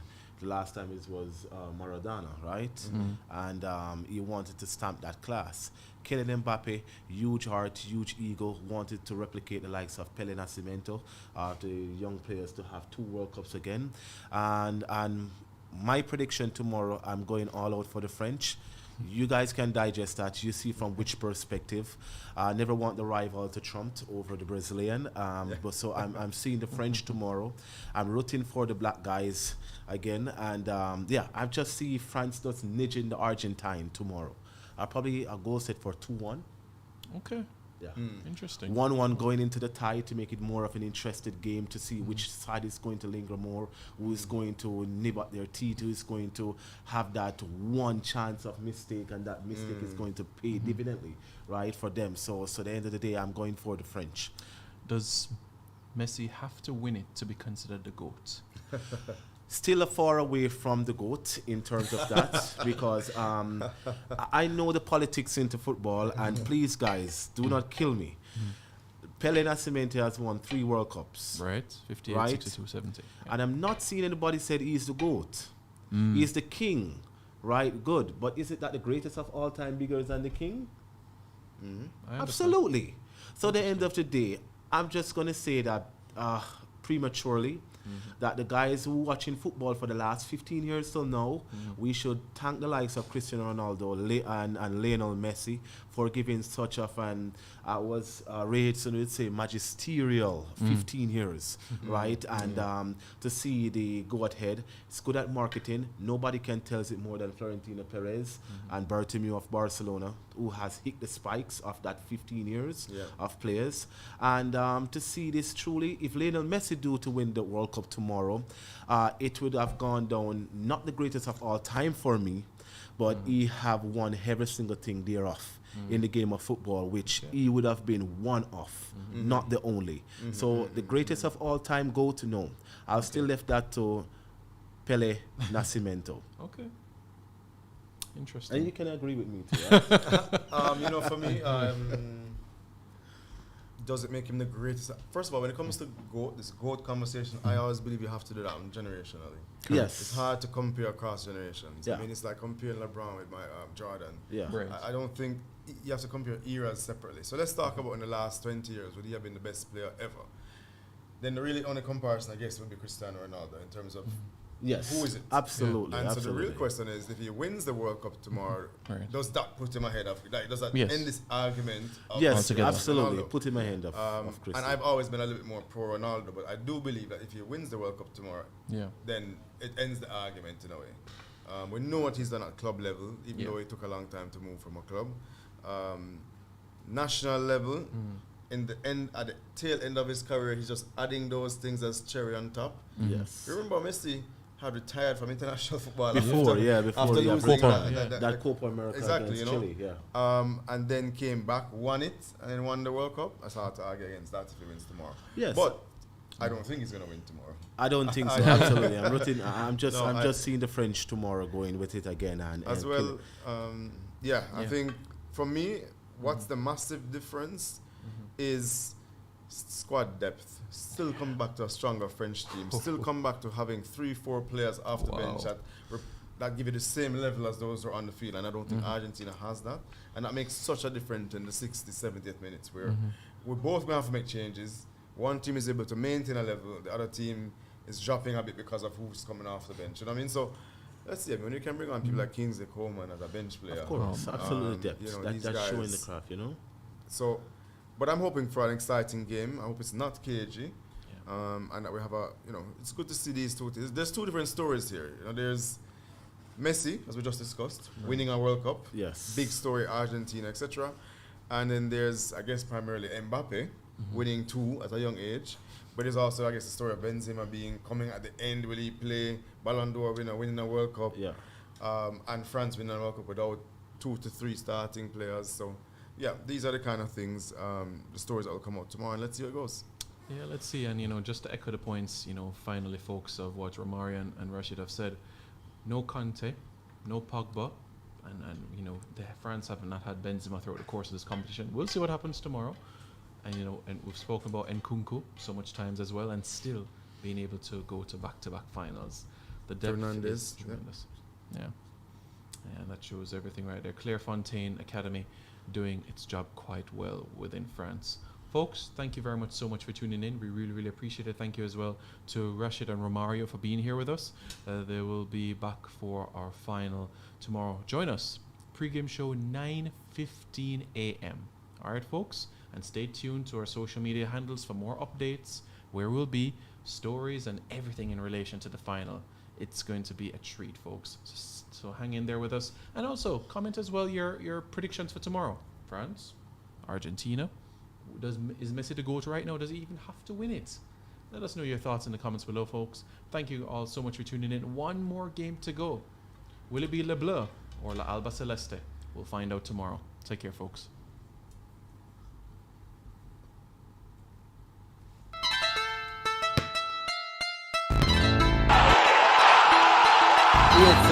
Stream.